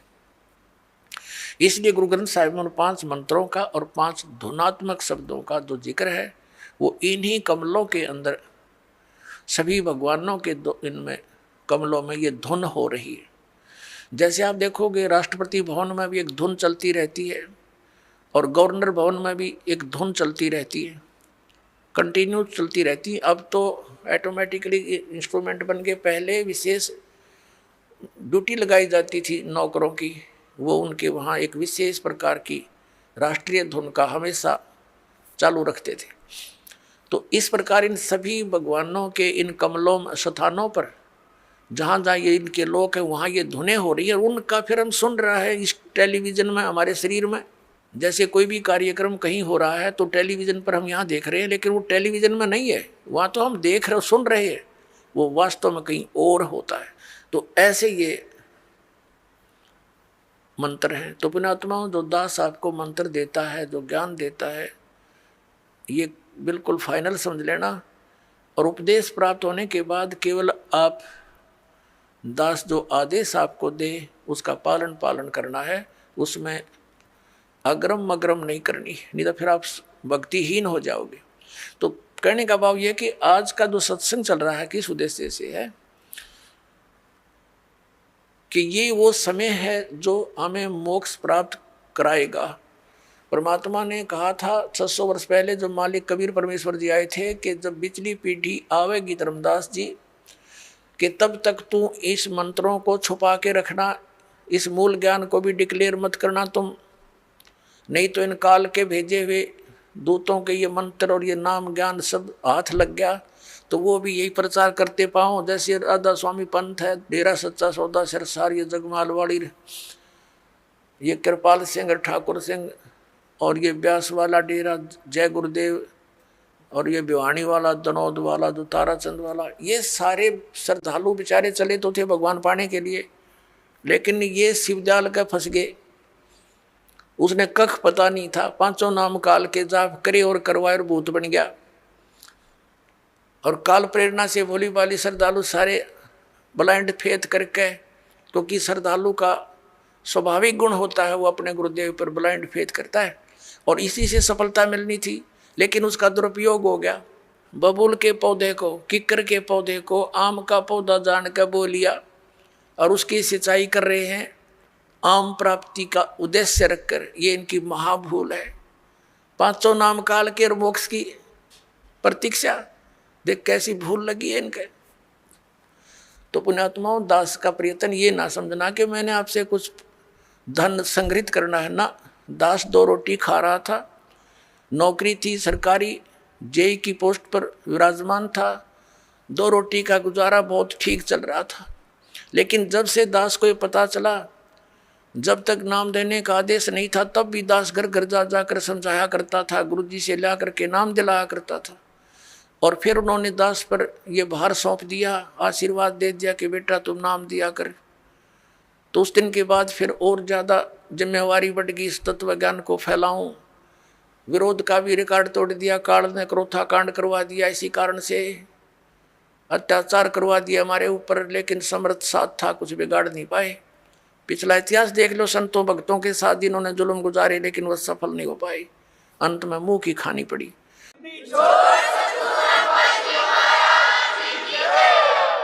और यही दशा अब इनकी हो रही है। तो पुण्यात्मा, परमात्मा का एक विधान है, क्योंकि परमात्मा कबीर जी जब आए थे उनके साथ भी बहुत कैर तोड़े थे, नकली गुरुओं ने जुल्म करवाए थे। उबलते हुए सरसों के तेल के कढ़ाई में बैठा दिया भगवान को, लेकिन कुछ बिगाड़ नहीं पाए। झेरे कुएं में डालकर ऊपर से कंकर पत्थरों से भर दिया, परमात्मा बाहर बैठे पाए। कारण क्या था? वो यही ज्ञान दिया करता जो दास आज उन्हीं का दिया हुआ आपके रूबरू कर रहा है। आज आपको क्यों स्वीकार्य हो गया? क्योंकि आप शिक्षित हैं और प्रमाण आपके समक्ष हैं। ये इंस्ट्रूमेंट, ये इंटरनेट, ये प्रोजेक्टर, ये चैनल मालिक ने आपके लिए बनवाए ना। जीव सत्तर की सोच नहीं है ये इस तरह के इंस्ट्रूमेंट बना ले। ये पहले ना बनाया, आज तो 100 साल पहले कहाँ थे ये?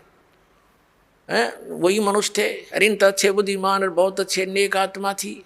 अब परमात्मा ने ये बुद्धि दी है ताकि मेरे बच्चे घर बैठे देख सके प्रमाणों को, और पहले शिक्षित किया आपको कि इन भ्रमित करने वाले काल के दूतों से तुम स्वयं सतर्क होकर के देखो इन सदग्रंथों को, ये क्या बता रहे हैं। इन्हीं की साक्षी लेकर के ये आपको इसके विपरीत ज्ञान दे रहे हैं। तो आज इसलिए हम सफल हुए कि आप शिक्षित हैं और साथ में भगवान का पंजा दास के साथ है। तो और उसके बिना ये कदम भी नहीं चल सकते हम इसे घोर कलयुग में। और आज हम कितने सफल हो रहे हैं? क्योंकि हमारा ज्ञान सच्चा है, हमारा भगवान सच्चा है और हम सत्य के ऊपर संघर्ष कर रहे हैं।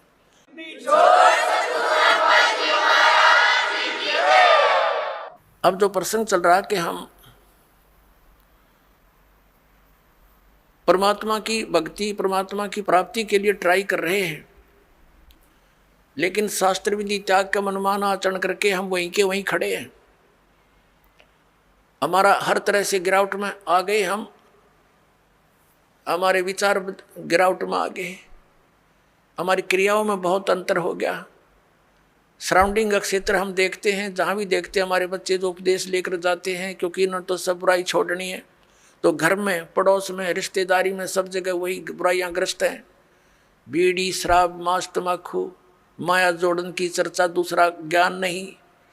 तो पुण्यात्माओं, कुछ दिनों के बाद हमारी संख्या बढ़ती जाएगी। जब हमारी संख्या बढ़ेगी तो बुराई वाले लोग शर्माने लग जाएंगे। उनको अब तो कोई शर्म नहीं रही। बाप बेटा इकट्ठे बैठ के दारू पीवें, बता शर्म रही? फिर छोटे छोटे बच्चे भी धिक्कारेंगे, कोई रिश्तेदार भी आ जाएगा, आप क्या पी रहे हो? ये कोई शराब पीने की चीज़ है? इसके कहते हैं मदिरा पीवे कड़वा पानी, 70 जन्म कुत्ते के जानी। इस तरह के प्रमाण दिया करेंगे हमारे बच्चे। कहते हैं सुरापान मदमासा हारी गमन करे भोग पर नारी, 70 जन्म कटेंगे शीशम, साक्षी साहिब है जगदीशम। और परमात्मा कहते हैं 100 नारी जारी करे सुरापान 100 बार, एक जन्म हुक्का भर दे वो डूबे काली धार।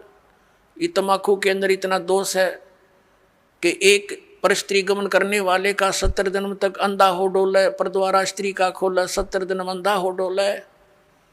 सुरापान मदमासा हारी, और जो गमन करें भोगें पर नारी, 70 जन्म कटेंगे शीशम, साक्षी साहिब है जगदीशम। जो ऐसे पाप करेंगे उनके 70 जन्म तो लगातार वो बलि के बकरे बनेंगे। परमात्मा ने कहा कि 100 नारी जारी करे, एक पर स्त्री गमन करने का क्या बताया है कि 70 जन्म तक अंधा होकर धक्के खावे, और फिर 70 जन्म वो बलि का बकरा बनकर गल कटवावे। कितना घोर पाप है। और फिर कहते हैं ऐसे ऐसे 100 नारी जारी करे, 100 सुरापान 100 बार। एक बार सुरापान करने का कितना पाप है। मदिरा पीवे कड़वा पानी, और 70 जन्म कुत्ते के जानी। जो मदिरा एक बार भी पीते हैं 70 जन्म कुत्ते के होंगे। जैसे आप मैं इस मारीची जी के जो महावीर जैन के जीव की कथा सुनते हो, 60 करोड़ बार गधा, 30 करोड़ बार कुत्ता, तो ये इन्हीं दोषों के प्रतिफल में बनते हैं। तो हम गलतियां कर जाते हैं किसी जन्म में, फिर वो लिखे जाते हैं, इकट्ठे होते हैं, फिर वो भोगने पड़ते हैं। तो क्या बताया है, मदिरा पीवे कड़वा पानी, शराब पीता है जो 70 जन्म कुत्ते के जानी। आज तक टिट्टी पाक रहा, घुट्टी ला के होटलों में बैठ के मौज मार रहा, फिर कुत्ता बन के गंदी नाली के जल को पिया करेगा। ले अब तेरी मदिरा ये बन गई, मदिरा पीवे कड़वा पानी, 70 जन्म कुत्ते के जानी। और फिर क्या बताते हैं, पर द्वारा स्त्री का खोले 70 जन्म अंधा हो डोले। फिर क्या बताते हैं, 100 नारी जारी करे, जो 100 नारी पर नारी भोगेगा उसको कितना घोर पाप होगा। और सुरापान 100 बार, एक बार सुरापान यानी शराब पीने का कितना दोष है, अभी आपको बता दिया। ऐसा 100 बार कर ले और एक चलम हुक्का भर दे, पीने वाले का तो गर्क बेड़ा है ही, एक हुक्का भर के देने वाले को इतना पाप लगेगा। क्योंकि कोई दोष में सहयोग देता है, कोई हत्या करने जाता है, उसकी मदद कर रहा है, उसको उठा के उसको हथियार दे रहा है कि ले कर ले काम, तो दोनों दोषी हैं वो। तो यहाँ क्या बताया कि 100 नारी जारी करे, सुरापान 100 बार, एक चलम हुक्का भर दे और डूबे काली धार। जैसे आपने गीता जी अध्याय नंबर 7 के श्लोक नंबर 29 में सुना है कि जो व्यक्ति सभी कर्मों से परिचित है, पूरे अध्यात्म ज्ञान से परिचित है और तत्परम से परिचित है, तत्परम यानी परम अक्षर ब्रह्म से, तो वह केवल जरा और मरण से छूटने का ही प्रयत्न करते हैं। वो यहाँ की बकवादों में आश्रित नहीं रहते, यहाँ की किसी वस्तु की डिमांड नहीं करते, दोष भक्ति के अनुकूल साधना वही करते हैं, उसमें बाधक वस्तु को ग्रहण नहीं करते।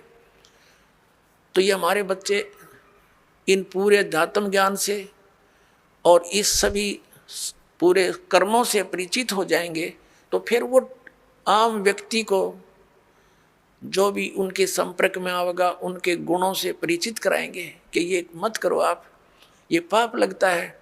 अब छोटे छोटे बच्चे भी, कोई रिश्तेदार आता है, वो बीड़ी माचिस के लिए बीड़ी वगैरह मंगवाता है, वो मना कर देते हैं, आपकी और सब सेवा कर देंगे पर ये नहीं करेंगे क्योंकि इसमें हमें दोष लगेगा, और आप हमारे घर पर भी इसको पीने की कृपा ना करना, हमारी हानि हो जाएगी।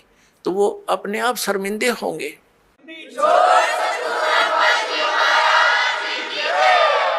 एक भक्त बता रहा था कि ऐसे हमारे घर पर हमारा एक बहनोई आ गया, लड़के थे घर पर, और वो लगा निकाल के बीड़ी पीने। उनसे उन्होंने कहा जी आप फूफा जी बीड़ी ना पियो हमारे घर पर। तो वो न बच्चे थे, उसने समझदार व्यक्ति था, उसने बंद कर दी और बाहर जाकर पी आया। उसने सामने आकर उससे बताई मेरे से, वो कह रहा था, कहने लगे ये बालकों को क्या हो गया, मैं बीड़ी पीने लगा था, ना मना कर दिया। तो उन्होंने कहा ये हमने उपदेश ले रखा है ऐसे ऐसे, हम ना ये पीमर ना पीने दें, ना हम आपकी मदद करेंगे और आपकी सारी सेवा करेंगे हम, लेकिन ये अब हम नहीं, यहाँ आपको सहयोग भी नहीं देंगे। तो रिश्तेदार उसी का नाम होता जो अनुकूल हो जाए, ना तो दुश्मन है वो आपका। तो उन्होंने बोला जी कोई बात ना, अगर आपकी ये बात है तो मैं आज के बाद आपके घर में बीड़ी ना लाऊं और ना पीऊँ। तो वो दूसरा भाई था, वो नाम नहीं ले रहा, वहाँ अपना जाकर तो उसने पीना खाना था कराया, बाकी आकर सो गया, हमारे पास रोटी खा ली, कोई बात नहीं। फिर वो गया हुआ था किसी कारण से कहीं पर, वो ही कहीं दूसरी रिश्तेदारी में, वो कह रहे थे कि हम ऐसे ऐसे वहाँ जाएंगे, तो भी चलेगा कि? तो वो खुद कह रहा था हमारा बहनोई कि वहाँ जाओ तो भाई अपना बीड़ी माचिस बाहर धर दियो, यानी खुशी के, उसने कोई उलाहना नहीं दिया, बल्कि उनको आगाह किया कि वहाँ लेके मत जाना, उड़ा नहीं बढ़न देंगे तुमने बीड़ी माचिस समेत। तो वो रिश्तेदार भी अच्छे थे, बोला बहुत अच्छी बात है, हम ठीक है, उनके नियम को क्यों भंग करेंगे। तो धीरे धीरे उस रिश्तेदार ने भी उपदेश ले लिया, जब देखा कि बालक भी इतना ज्ञान रखते हैं, बुराई से दूर रहना चाहते हैं, और हम बुराई कर रहे हैं तो हमारे बालक भी ग्रहण करेंगे। तो उस बुद्धिमान व्यक्ति ने भी उपदेश ले लिया, अपने बच्चों को इस मार्ग पर लगा दिया। तो ऐसे ये बुराई अब कम होएगी। और पहले हम क्या करते थे, जब हम छोटे छोटे थे, हमारी बहनों के बटेऊ आते थे बहनोई, तो हमारी स्पेशल सेवा लगाई जाती थी कि इनकी चलम ठंडी नहीं होनी चाहिए, ना तो बेइज्जती हो जाएगी, यानी इनका हुक्का इतना प्यारा है, ये कंध्याड़ बैठे रहियो स्पेशल। बताओ, एक तो उनको दूना नरक में ठोक्या करते, अरे हम उनने कहेंगे हाथ जोड़ के ना जी ना पीवा ना पीने दें, तो उनको भी विवश होना पड़ेगा सोचने से बुराई को छोड़ने के लिए। तम्बाकू शराब ये कोई खाने पीने की वस्तु है, बकवास लपेट ली चौगर दे के अपने आत्माओं। इस प्रकार अब ये पूरे विश्व में एक अच्छी लहर दौड़ेगी, विकार रहित होंगे, और जो माया जोड़न की दौड़ लाग रही पुण्यात्माओं या कति खत्म होएगी ज्ञान के आधार से। एक इंसान को जो भी मिलना है उसके प्रारब्ध में लिखा हुआ है, और वो तो उसको मिलेगा ही मिलेगा। और अब जो आप इस साधना को करोगे, जो दास आपको बताएगा, आपके भाग में ना होगा और आपको आवश्यकता होगी, वो फिर भगवान अवश्य अपने कोटि तो देगा आपको, ये सत्कर मानना। फिर आप किस लिए चोरी करोगे, मिलावट करोगे, और फिर पता चल जाएगा चोरी रिश्वत करने से तो विष खाना है। अपने घर पर रिश्वत लेकर मिलावट करके 2 नंबर का काम करके बच्चों को खिलाना, ये समझ लो उनको विष देने की जरूरत नहीं पड़ेगी आपने लास्ट में। ऐसी स्थिति हो जाएगी आपके परिवार की। हम क्यों फिर विष खाएं जब ज्ञान हो जाएगा ये विष है। तो अभी तक हमें कोई ये बाधा करने वाला था ही नहीं कि तुम जो कर रहे हो गलत कर रहे हो, और कोई स्वयं भी उस पर रुकने वाला नहीं था। कह देता था तो खुद करता था। जैसे हमारे दादे परदादे पिताजी स्वयं हुक्का पीते थे और बच्चे साथ खड़े हो जाते, हुक्का का मुंह लगा देते, कहते थे मारूंगा तेरे, हट जा, बहुत बुरी चीज़ है इसको ना पीना, और खुद पीने लग रहे। तो बच्चे कब तक मानेंगे इस बात को, युवा होते हुए शुरू कर देते हैं, फिर उनको धमका भी नहीं सकते। तो ऐसे ही अभी तक जितने भी ये पंथ संत थे, ये बुराइयां नहीं छुटवा सके, क्योंकि इनके पास वो वचन शक्ति नहीं थी, और ना उनके उनसे उपदेशी को कोई आध्यात्मिक या कोई भौतिक लाभ हुआ। तो अब आपको सारे काम होंगे जो भगवान किया करता है। आपको परमात्मा मिल गया, परमात्मा के गुणों में लिखे हैं, वो रोगी को सुखी करे, निसंतान को संतान दे। भाई और भी हमारे ऊपर आने वाले प्रारब्ध के दुखों को भगवान दूर करता है, इसलिए भक्ति करते थे, इसलिए परमात्मा की खोज करते थे। ये गुण है मालिक के।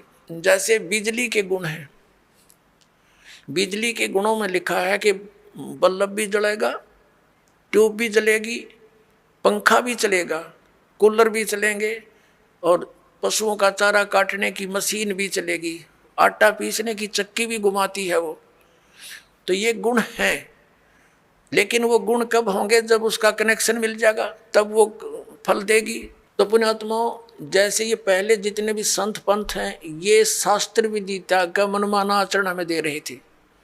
ये हमें कनेक्ट नहीं कर सके उस पावर से जो लाभ दिया करती है। अब जैसे किसी ने 1 एकड़ का लठ गाड़ के उसका तार बांध के पावर हाउस बना रखा हो, और आगे उसे सब कनेक्शन लिए बैठे हैं, तो उनके कनेक्शन भी लिए हुए हैं, लेकिन वो गुण नहीं हो रहे हैं जो इलेक्ट्रिसिटी करा करती है, क्योंकि इलेक्ट्रिसिटी का कनेक्शन है ही नहीं, वो तो कनेक्शन उसकी करके लटका बांध रखा है। तो इसी प्रकार ये शास्त्र विदिता का मनमाना आचरण करने वाले, जिनका आप कोई गुरु नहीं, जैसे श्री शिवदयाल जी राधा स्वामी पंथ के प्रवर्तक, उनका कोई गुरु नहीं, यानी आगे कनेक्शन नहीं, जहाँ से पावर आनी थी वो तो कीकर का लठ था एक समझ लो, और उससे फिर ये इतने तार जोड़ दिए सब ने, और किसी को खक नहीं हो रहा, सारे लुट पिट कर बैठे हैं घर पे, क्योंकि इनको पता नहीं था कि कनेक्शन जोड़ कहाँ रखा है इन्होंने। अब दास ने बताया इनको कि वो खुद भूत बना बैठा है, शिवदयाल जी राधा स्वामी पंथ का प्रवर्तक, तुम्हारी क्या यही दशा आपकी होगी जो उससे संबंधित रहेंगे, तो आपने त्यागना पड़ेगा उसको।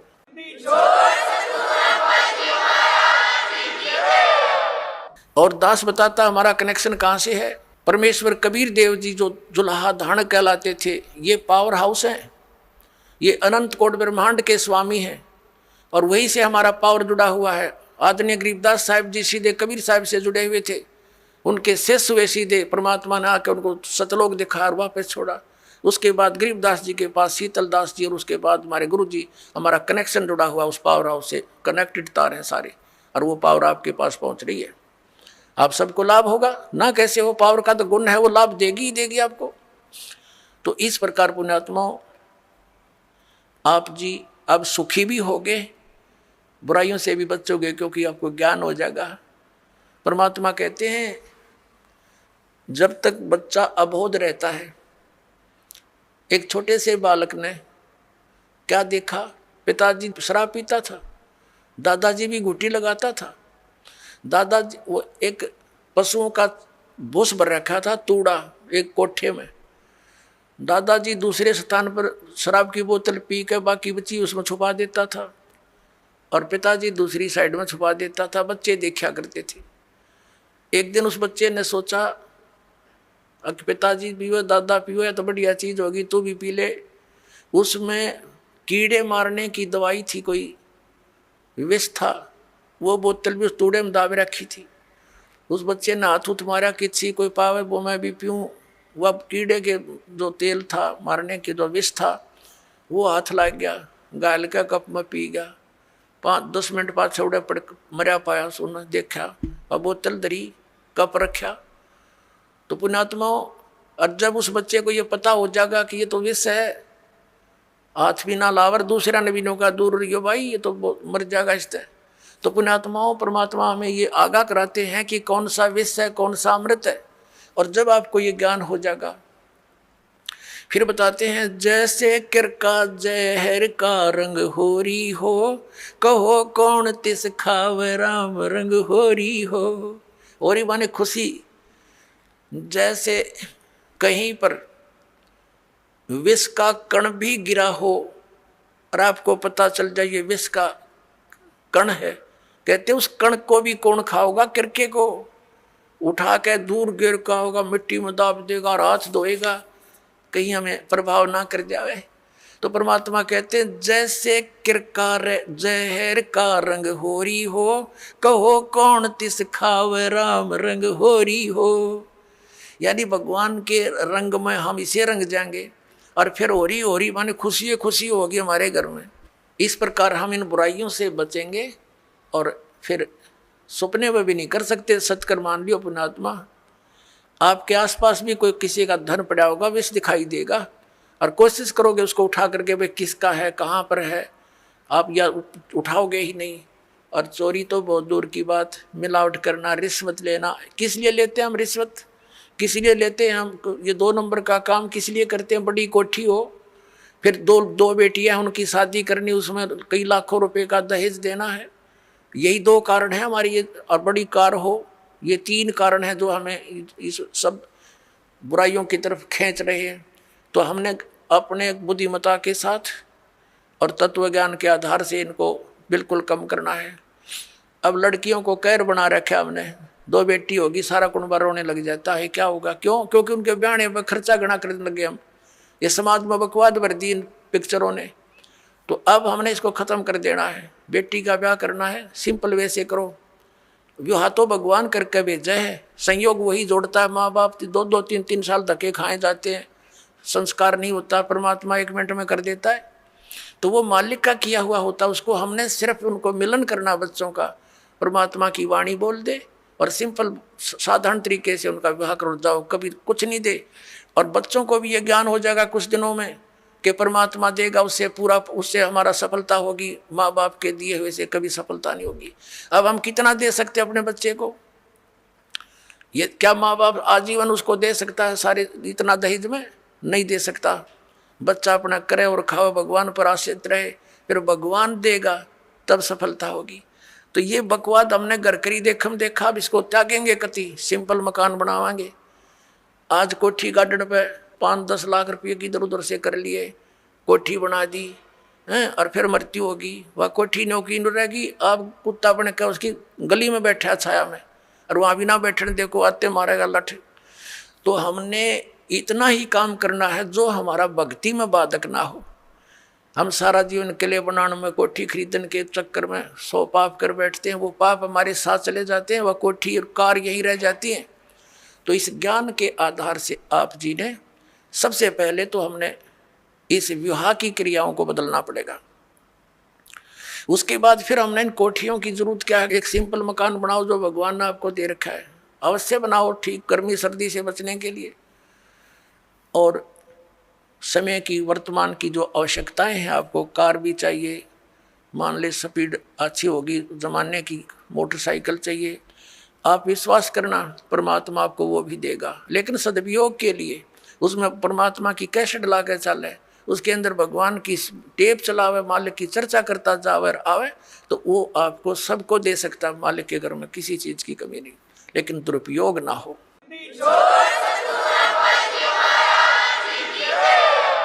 और हमेशा परमात्मा देगा, उसी में सफलता प्राप्त होती है। और भगवान तो इस मिट्टी का सोना बना के दे दे आपको, पता नहीं कहाँ कहाँ से बरकत कर देगा। बीड़ी शराब मांस तम्बाकू छोड़ दिया, आप पर बरकत होगी। आपके रोग होना था वो लागत 10 लाख रुपये, 1-2 लाख रुपये, और 100 रुपया की दवाई से मालिक ठीक कर देगा बहाना सा करके, तो होगी बचत सारे शुरू। और पाप से दूना दुख होता बढ़ता चला जाता है।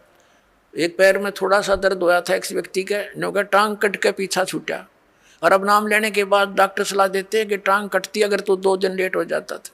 अब वो टांग बच की 200 रुपये की दवाइयों से। तो पुण्यात्माओं, पुण्य और पाप के ऐसे फल अलग अलग बन जाते हैं। तो हम पुण्य करेंगे तो परमात्मा हमारे साथ होगा, विधान है उसका। तो जो हानि ज़्यादा होनी है वह थोड़े में टल जाएगी। परमात्मा कहते हैं कि सतगुरु शरण में आने से आई टले बला, और जय मस्तिष्क में सूड़ी होवा काटे में टल जा।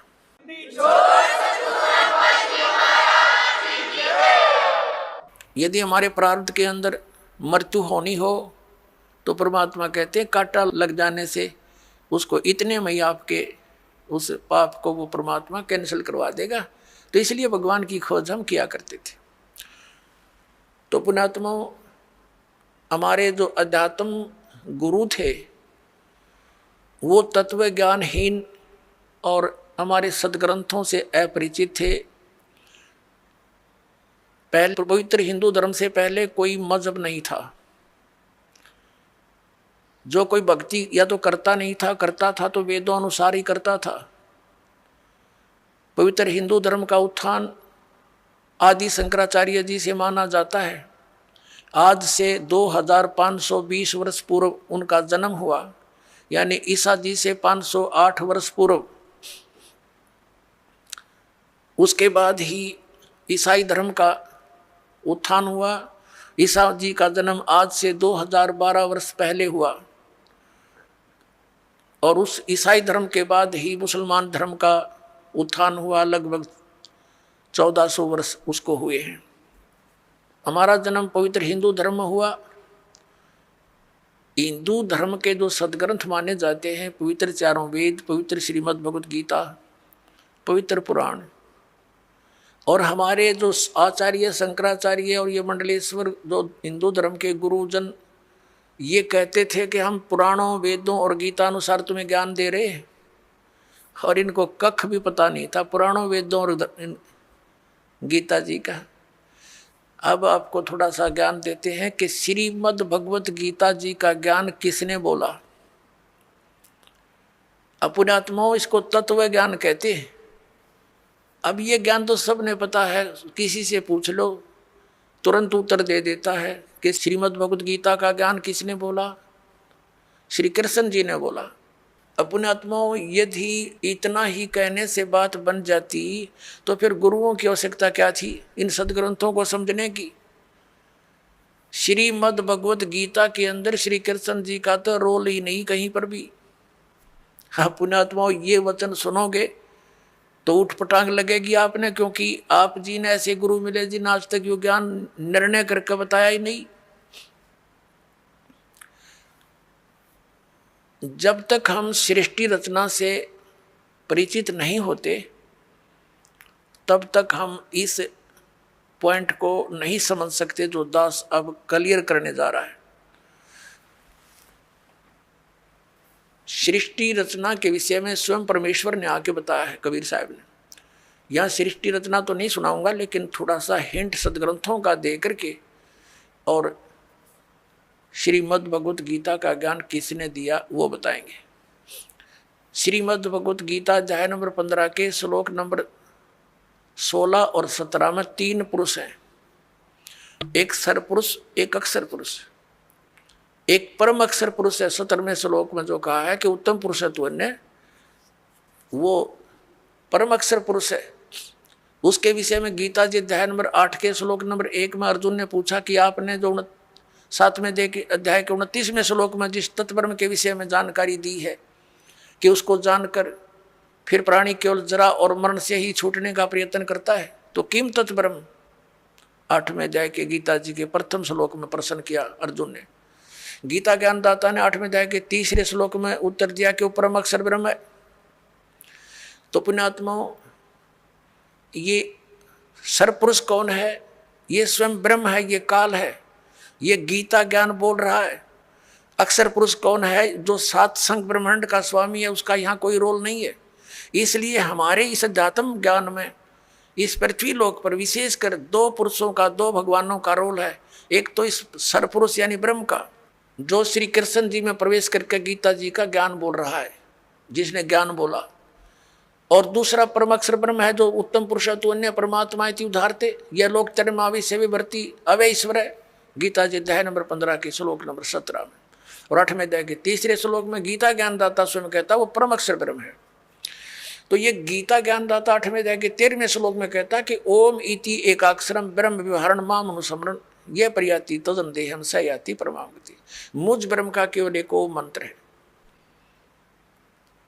और इसका जो उच्चारण करके श्रवण करता हुआ शरीर छोड़कर जाता है, ओम नाम से मिलने वाली जो परम गति उसको प्राप्त होता है। वो कौन सी है? ब्रह्मलोक। ओम नाम से ब्रह्म का है, ब्रह्मलोक में रहता है ब्रह्म, तो ब्रह्म प्राप्ति होती है। 8वें अध्याय के 16वें श्लोक में लिखा है कि ब्रह्मलोक पर्यंत भी जन्म मृत्यु के अंदर है। ये भी पूर्ण मोक्ष नहीं हुआ क्योंकि ब्रह्मलोक में गए हुए प्राणी भी वापस आते हैं। और गीता ज्ञानदाता स्वयं भी कहता है दूसरे अध्याय के 12वें श्लोक में, चौथे अध्याय के 5 और 9 श्लोक में, 10वें अध्याय के दूसरे श्लोक में कि अर्जुन तेरे और मेरे बहुत जन्म हो चुके। इसलिए 18वें अध्याय के 62वें श्लोक में गीता ज्ञानदाता कहता है कि तू सर्वभाव से उस परमेश्वर की शरण में जा, उसकी कृपा से ही तू परम शांति को, सनातन परम धाम को प्राप्त होगा। गीता जी अध्याय नंबर 15 के श्लोक नंबर 4 में कहा कि जब तत्वदर्शी संत मिल जा उसके बाद उस परमेश्वर के उस परम पद की खोज करनी चाहिए जहां जाने के बाद साधक फिर लौटकर कभी संसार में नहीं आते। और जिस परमेश्वर ने सब ब्रह्मांडों की रचना की है और केवल उसी की भक्ति करो, ये गीता ज्ञानदाता कहता है। तो इससे सिद्ध है कि श्रीमद् भगवत गीता का ज्ञान देने वाले से भी कोई और एक सुप्रीम पावर है। अब श्रीमद् भगवत गीता का ज्ञान कौन दे रहा? जो ये कह रहा कि मेरा एक ओम नाम है, ओम नाम ब्रह्म का है। और ये ब्रह्म कौन है? ये काल है। इसने प्रतिज्ञा कर रखी है कि मैं कभी किसी के समक्ष नहीं आऊंगा, मेरे कर्म और जन्म अलौकिक है। गीता जी अध्याय नंबर 4 के श्लोक नंबर 9 में यह कहता कि अर्जुन मेरे जन्म और कर्म दिव्य है, अलौकिक है। अब पुण्यात्माओं, अब हम आपको श्रीमद् भगवत गीता जी का ज्ञान किसने बोला ये थोड़े से संक्षिप्त में सुनाएंगे। श्री कृष्ण जी का तो रोल ही नहीं है गीता जी के ज्ञान में। कैसे कि श्री कृष्ण जी युद्ध के पक्ष में नहीं थे इस महाभारत के युद्ध में, और 3 बार वो गए हैं शांति दूत बनकर, समझाने की चेष्टा की है कौरव और पांडवों को। लास्ट में यहाँ तक जब फैसला कर लिया कि भी एक तरफ मैं होऊंगा, एक तरफ मेरी सेना होगी और मैं शस्त्र भी नहीं उठाऊंगा, प्रतिज्ञा कर ली। तो पुण्यात्माओं, जो महापुरुष ये कहता हो कि मैं हथियार भी नहीं उठाऊंगा, क्या फिर वो युद्ध की सलाह दे सकता है? नहीं। अब जब इसने देखा, किसने? इस काल भगवान ने।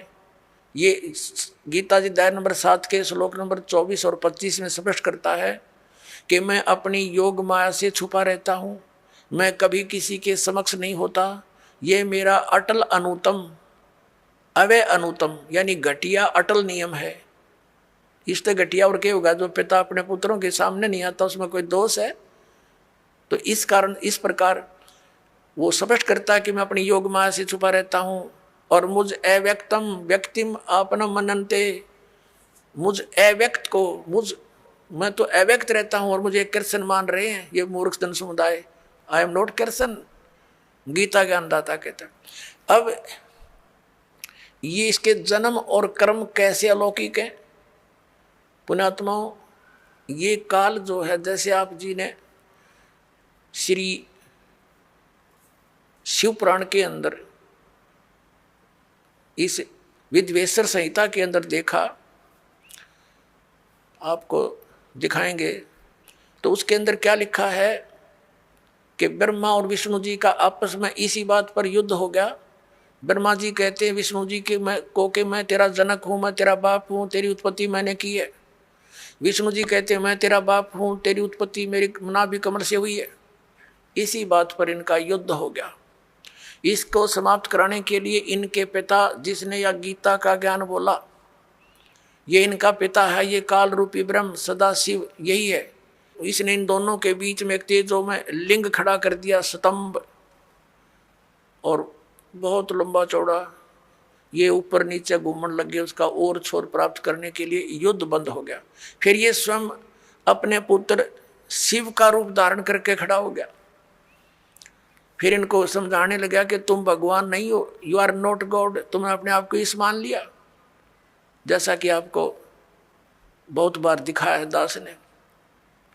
फिर ये कहता है कि पुत्रों ब्रह्मा और विष्णु को कि तुमने जो दो कृत, दो डिपार्टमेंट जैसे उत्पत्ति और सतिथि का तुमने मुझसे प्राप्त किए तपस्या करके, इसी प्रकार दो कृत महेश्वर और रुद्र को ने प्राप्त किए मेरे से। तो इसका मतलब ये पांचवा है जो श्री शिव पुराण का ज्ञान और ब्रह्मा विष्णु को जो ज्ञान दे रहा है, यो इनका पिता है। और ये उसी विद्वेश्वर संहिता में इसी चैप्टर में कहता है कि मेरा एक ओम अक्षर है, नथिंग एल्स, और इसका सिमरण करो, इसका सिमरण करने से मेरा ही स्मरण होता है।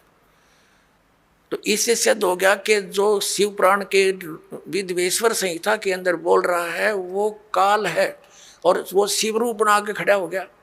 ऐसे ये छल करता है, किसी को ब्रह्मा रूप में दर्शन दे देता है, किसी को विष्णु जी के रूप में दर्शन दे देता है, तो वो विष्णु जी की महिमा गाने लग जाता है कि विष्णु जी आप ही भगवान हो, आप छुपाए हुए हो अपने आप को। इस प्रकार इनको भ्रम हो जाता है। और ये कैसे इसके कर्म अलौकिक हैं, अब आपको दिखाते हैं थोड़ा प्रमाण सदग्रंथों में। एक बार देवताओं का और असुरों का, राक्षसों का युद्ध हो गया और राक्षस विजयी हो गए, देवता भाग के मैदान छोड़ गए। देवताओं ने कहीं जाकर के इकट्ठा होकर भगवान विष्णु की आराधना की, और ये विष्णु रूप धारण करके ये ब्रह्मा विष्णु महेश का पिता जिसने गीता बोली, ये वहां प्रकट हो गया। और इसने पूछा कि तुमने जो तुम्हारे मन की बात मैंने जान ली है, और आप जाओ जो ससाद का पुरंजय नामक पुत्र है उसको युद्ध के लिए खड़ा कर लो, राक्षसों के आमने सामने खड़े हो जाओ और उसको तैयार कर लो। मैं उसके शरीर में प्रवेश करूंगा और राक्षसों को मार दूंगा। अब दिखाता हूं आपको, ये देखिएगा श्री विष्णु पुराण, गीता प्रेस गोरखपुर से प्रकाशित है। ये है श्री विष्णु पुराण, सचित्र हिंदी अनुवाद सहित है, इसमें संस्कृत भी साथ है। अनुवादक है मुनीलाल गुप्त और गीता प्रेस गोरखपुर से प्रकाशित है। प्रकाशक एवं मुद्रक है गीता प्रेस गोरखपुर, गोविंद भवन कार्यालय कोलकाता का संस्थान। ये है अध्याय नंबर 2 और चतुर्थ अंश और 233 पृष्ठ पे ये विष्णु पुराण। अब हम आपको यहाँ ले आते हैं, 233 पृष्ठ पे यहाँ से पढ़ेंगे। पूर्व काल में त्रेता युग में एक बार अति भीषण देव असुर संग्राम हुआ, देवताओं और राक्षसों का। उसमें महाबलवान दैत्यगण से पराजित हुए देवताओं ने भगवान विष्णु की आराधना की। तब आदि अनंत शून्य अशेष जगत प्रतिपालक श्री नारायण ने देवताओं से प्रसन्न होकर कहा, आप लोगों का जो कुछ अभिष्ट है वह मैंने जान लिया है, तुम जो चाहते हो मैं समझ गया। उसके विषय में यह बात सुनिए। राजऋषि ससाद का जो पुरंजय नामक पुत्र है, उस अक्षत्रिय श्रेष्ठ के शरीर में अंश मात्र से यानी कुछ समय के लिए स्वयं अवतीर्ण होकर उन संपूर्ण दैत्यों का नाश करूंगा। अतः तुम लोग पुरंजय को दैत्यों के वध के लिए तैयार करो। ठीक हो गया। अब इसने क्या किया, पुरंजय को खड़ा कर दिया, देवताओं ने समझा बुझा के, और राक्षस भी सामने हो गए। ये काल जो है उस पुरंजय के अंदर प्रवेश कर गया, क्योंकि ये 1000 भुजा का 1000 कला का मालिक है। ब्रह्मा विष्णु महेश 4 ये 16 कला के मालिक हैं, तो इसमें शक्ति ज़्यादा। इसने उन सब राक्षसों को मार डाला। तो अब दूसरा उदाहरण देते हैं आपको। एक समय गंधर्वों का और नाग वंशियों का, नाग गोत्र के व्यक्तियों का आपस में युद्ध हो गया। तो गंधर्वों ने नागों को पराजित कर दिया और उनके सब धन लूट लिया। तो फिर वंशियों ने यानी नाग गोत्र वाले व्यक्तियों ने इकट्ठे होकर भगवान विष्णु की आराधना की। फिर ये विष्णु रूप में काल प्रकट हो गया। इसने कहा कि आप जाओ और ऐसे ही पुरुकुत्स के को तैयार करो, पुरुकुत्स को उसको तैयार करो, उसके शरीर में प्रवेश करके मैं गंधर्व का नाश कर दूंगा। अब देखो प्रमाण, ये है अध्याय नंबर 3 और श्लोक नंबर 200। ये श्री विष्णु पुराण, ये है अध्याय नंबर 3 और चतुर्थ अंश श्री विष्णु पुराण, पृष्ठ 242 पे, या नीचे आइएगा। तीसरा अध्याय। पूर्व काल में रसातल में मोने नामक 6 करोड़ गंधर्व रहते थे। उन्होंने समस्त नाग कुल के प्रधान रतन और अधिकार छीन लिए थे। गंधर्वों के पराक्रम से अपमानित उन नागेश्वरों द्वारा स्तुति किए जाने पर उसके श्रवण करने से जिनकी विकसित कमल सदृश आंखें खुल गई हैं, निंद्रा के अंत में जागे हुए उन जलशाही भगवान सर्वदेवेश्वर को प्रणाम कर उनसे नाग गुणों ने कहा, भगवान, इन गंधर्वों से उत्पन्न हुआ हमारा भय किस प्रकार शांत हो। तब आदि अनंत रहित भगवान पुरुषोत्तम ने कहा, युवनासव के पुत्र मान धाता का जो यह पुरुकुत्स नामक पुत्र है, उसमें प्रविष्ट होकर मैं, स्पष्ट कर दिया, प्रविष्ट होकर उसमें प्रवेश करके मैं उन संपूर्ण दुष्ट गंधर्व का नाश कर दूंगा। हो गया स्पष्ट। अब इसके कर्म अलौकिक ऐसे हैं, ये कहता मेरे कर्म दिव्य हैं। इसी प्रकार इसने श्री कृष्ण जी में प्रवेश करके गीता का ज्ञान वेदों वाला प्लस में अपनी युद्ध कराने की जो अटकलबाजी, ये श्रीमद् भगवत गीता नाम से 18 अध्याय इसने बोले और आखिर में डरा धमका के विराट रूप दिखा के भयंकर रूप जिसको देख करके अर्जुन कांपन लग गया, अर्जुन जैसा योद्धा, और लास्ट में डरते ने हाँ भर ली अर्जुन ने कि उसने सोच लिया कि इसका उद्देश्य युद्ध करवाना है और यदि मैं ना कर दूंगा और इसने फिर एक बार वो विराट रूप दिखा दिया, मेरा हार्ट अटैक हो जाएगा। इसलिए इसने अपनी भलाई समझी कि मरना तो मैंने है ही, युद्ध करूंगा वहां भी मारा जा सकता हूँ, और जब इसने फिर विराट रूप दिखा दिया फिर भी मारा जा सकता हूँ। और भगवान के इरादे से वो परिचित हो गया था कि ये युद्ध चाहता है, तो इसने कह दिया कि हाँ जी मैं आप सब समझ गया हूँ, आप जो कहना चाहते हो मैं युद्ध कर लूँगा। नहीं, श्री कृष्ण युद्ध करवावे, जब पहले वो मना कर रहा था कि नहीं आप युद्ध मत करो, नाश हो जाएगा। और फिर ये क्या कहते हैं हमारे धर्मगुरु कि अर्जुन अक्षत्रिय धर्म का पालन नहीं कर रहा था, इसलिए भगवान ने उसको प्रेरित किया। अरे श्री कृष्ण स्वयं अक्षत्रिय था, और जब काल्यावन ने चढ़ाई करी मथुरा के ऊपर, स्वयं भगवान युद्ध मैदान छोड़कर भाग गए थे, जिस कारण से उनको रण छोड़ भगवान कहा जाता है। तो उन्होंने उस समय भी अपने क्षत्रिय धर्म का पालन त्याग दिया, इसलिए कि जिस कारण से अनर्थ टल जावे, नाश ना होए। तो क्या वो व्यक्ति फिर अक्षत्रिय धर्म के पालन करने के लिए इसे नाश करने की सलाह दे सकता है? तो पुण्यात्माओं, अब हमने इन सदग्रंथों से स्वयं परिचित होना है। ठीक है, इन्होंने जितना ज्ञान दिया वो इनके सत्र का इनके पास रहे। अब हम सदग्रंथों के अनुसार साधना करेंगे और ज्ञान ग्रहण करेंगे। अब आपको दिखाते हैं कि श्री कृष्ण जी को तो पता नहीं मैंने क्या बोला था गीता जी में, अभी दिखाता हूँ। अपनात्माओं, महाभारत का युद्ध हो लिया, कौरवों का नाश हो गया, पांडव राजगद्दी पर विराजमान हो गए। उसमें श्री कृष्ण के अंदर से काल निकल गया, ओनली श्री कृष्ण विद्यमान था, प्रेजेंट था। एक दिन श्री कृष्ण जी ने कहा कि अब मैं वापस जाता हूँ द्वारका को और तुम अपना राज करो।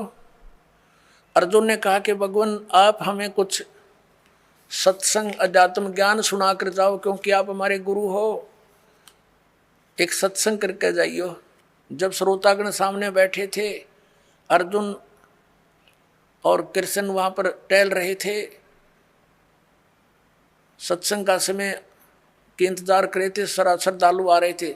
तब श्री कृष्ण जी से अर्जुन ने कहा, भगवान कृपा मुझे वही ज्ञान सुनाना जो आपने युद्ध के दौरान सुनाया था, यानी वो गीता जी का ज्ञान बताना। अब मैं भूल गया हूँ, बुद्धि के दोष से मुझे याद नहीं रहा। श्री कृष्ण जी कहते हैं कि तू बड़ा श्रद्धाहीन है अर्जुन, तू बड़ा बुद्धिहीन है, तूने उस ज्ञान को याद क्यों नहीं रखा। और अर्जुन पर तो डांट मार रहे हैं कि तूने याद क्यों नहीं रखा, और स्वयं कह रहे हैं अब मैं पूरा जो का तो तुझे उसको नहीं बता सकता, क्योंकि उस समय मैंने योग युक्त होकर ये ज्ञान बोला था। भले आदमियों, जब युद्ध के इसे खतरनाक भयंकर समय में योग युक्त हुआ जा सकता है तो इस पीस में क्या दिक्कत आ गई योग युक्त होने में। अब हो जा 2 मिनट लगे तो ज्ञान होता, उसने बोला हो तो उसने बोला ही नहीं था। ये श्री कृष्ण में प्रवेश करके काल बोल गया। जैसे आप देखते हो एक प्रेत आत्मा दूसरे के शरीर में प्रवेश कर जाती है और वो प्रेत बोलता रहता है, बहुत कुछ बोल जाता है। उसके जाने के बाद जिस शरीर की वो आत्मा अपने सचेत होती है, फिर उसको कोई अन्य ही बताते हैं, ऐसे बोल रहा था तू, ऐसे बोला, ऐसे बोला। उसको कुछ नहीं पता होता मैंने क्या बोला, और ही बताते हैं। फिर वो कहने लग जाता मैंने एक दिन ऐसे बोला। तो ऐसे श्री कृष्ण जी में प्रवेश करके उसकी आत्मा को दबा कर ये काल बोल गया सारे काम में। और उसके निकलने के बाद फिर ओरिजिनल कृष्ण था वो क्या बोलता है दिखाता हूँ आपको। देखिए ये संक्षिप्त महाभारत द्वितीय खंड, ये द्वितीय खंड गीता प्रेस गोरखपुर से प्रकाशित है। संपादक तथा संशोधक हैं जयदयाल गोविंद का, जिसने श्री मद्भुत गीता का भी अनुवाद किया है। गीता प्रेस गोरखपुर से प्रकाशित है, गीता प्रेस गोरखपुर से। इसके 667 पृष्ठ पर आप जी को ले चलते हैं। ये देखिएगा पृष्ठ नंबर 667 667, और ये है संक्षिप्त महाभारत। संक्षिप्त महाभारत। अब यहाँ आ गया। जन्मेजय ने पूछा, ब्रह्मन, शत्रुओं का नाश हो जाने के बाद जब महात्मा श्री कृष्ण और अर्जुन सभा में बैठकर वार्तालाप कर रहे थे उस समय उनमें क्या बातचीत हुई। तो वैशंपायन जी कहते हैं, कहा राजन, श्री कृष्ण के सहित अर्जुन ने जब अपने राज्य पर पूरा अधिकार प्राप्त कर लिया तो वे दिव्य सभा भवन में आनंद से रहने लगे। एक दिन सज्जनों से घिरे हुए वे दोनों मित्र स्वेच्छा से घूमते घूमते सभा मंडप के ऐसे भाग में पहुंचे जो स्वर्ग के समान सुंदर था। पांडुनंदन अर्जुन श्री कृष्ण के साथ रहकर बहुत प्रसन्न थे। एक बार उन्होंने उस रमणीक सभा की ओर दृष्टि डालकर भगवान से ये वचन कहे, देवकी नंदन, जब युद्ध का अवसर उपस्थित था उस समय मुझे आपके महात्म का, अब यहाँ चर्चा हो रही है इनकी, और ज्ञान और महात्म का ज्ञान और ईश्वरीय स्वरूप का दर्शन हुआ था। किंतु केशव, अब आपने स्नेहवश पहले मुझे जो ज्ञान का उपदेश किया था वह सब इस समय बुद्धि के दोष से भूल गया है। उन विषयों को यानी गीता, श्रीमद् भगवत गीता के ज्ञान को सुनने के लिए बार बार मेरे मन में उत्कंठा होती है। इधर आप जल्दी ही द्वारका जाने वाले हैं, अतः पुनः उस सब विषय को, वह विषय मुझे सुना दीजिए। वैशंपायन जी कहते हैं, अर्जुन के ऐसा कहने पर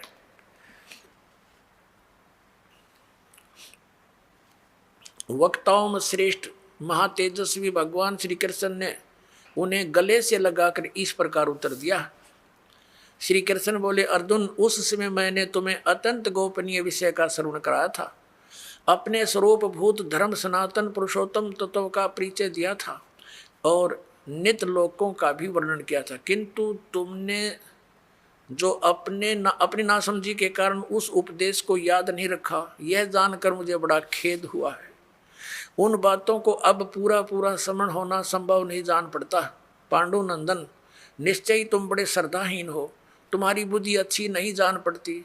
अब मेरे लिए उस उपदेश को ज्यों का त्यों दोहरा देना कठिन है, क्योंकि उस समय योग युक्त होकर मैंने परमात्म तत्व का वर्णन किया था। अब पुण्यात्माओं, अब आपके कति समझ में आ जाएगी। यू ज्ञान बोलिया किसने? श्री कृष्ण जी का था रोल नहीं गीता के ज्ञान में। अब ये खुद कह रहे हैं कि मैंने, अब जैसे ये दास आपको ये सत्संग सुना रहा है और आप मुझे 10 वर्ष के बाद पूछ लियो जी इस विषय पर जो आपने ये सत्संग किया था कृपा फिर सुनाइयो, कभी सुन लो उसी से मैं सुना दूंगा, क्योंकि वो मैंने अपने होश हवास में सुना रखा है। और मेरे अंदर कोई प्रेत बोल रहा है तो फिर मैं ये बात बोलूँगा तो श्री कृष्ण बोल रहे हैं कि तुमने याद नहीं रखा, तुम कैसे व्यक्ति हो, श्रद्धाहीन हो, बुद्धिहीन हो। अरे भले आदमियों, ये दास सत्संग करेगा और प्रथम बार जो श्रोता इस सत्संग को सुनेगा 20% याद रहता उसको, और मैं फिर डांट मारूं कि तुमने याद क्यों नहीं रखा, तो इससे सिद्ध है कि खिसियानी बिल्ली खंबा नोच रही है, यानी उसको ज्ञान नहीं खुद को, और उसको धमका रहा है कि तूने याद क्यों नहीं रखा, तेरा के बिजली गिर गई।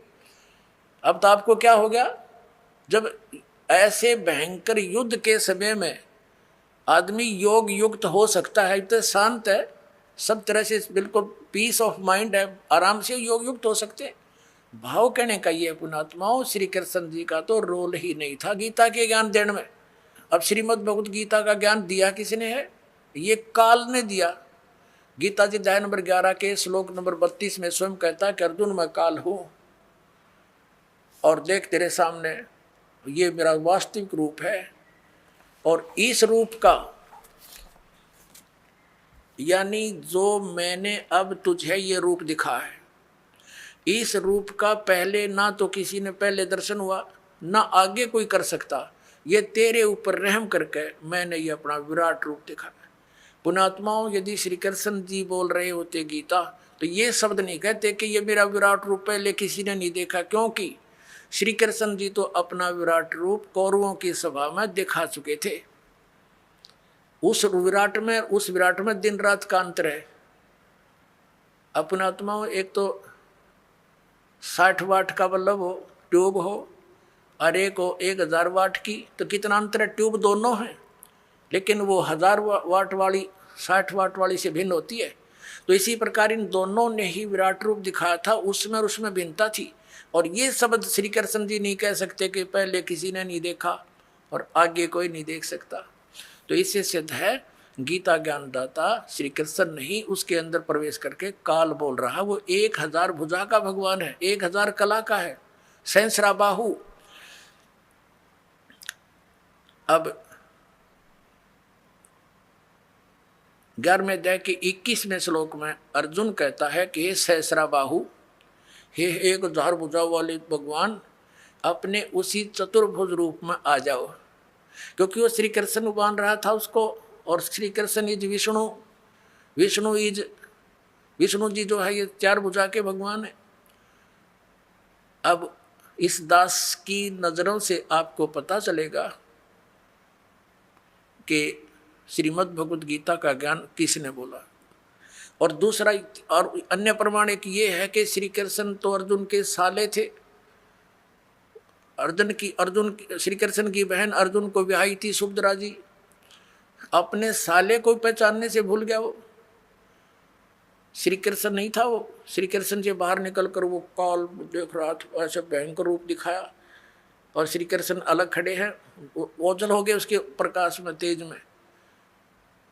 तब अर्जुन पूछता है, हे महानुभाव आप कौन हो, मैं आपको नहीं पहचानता। तो क्या श्री कृष्ण थे वह?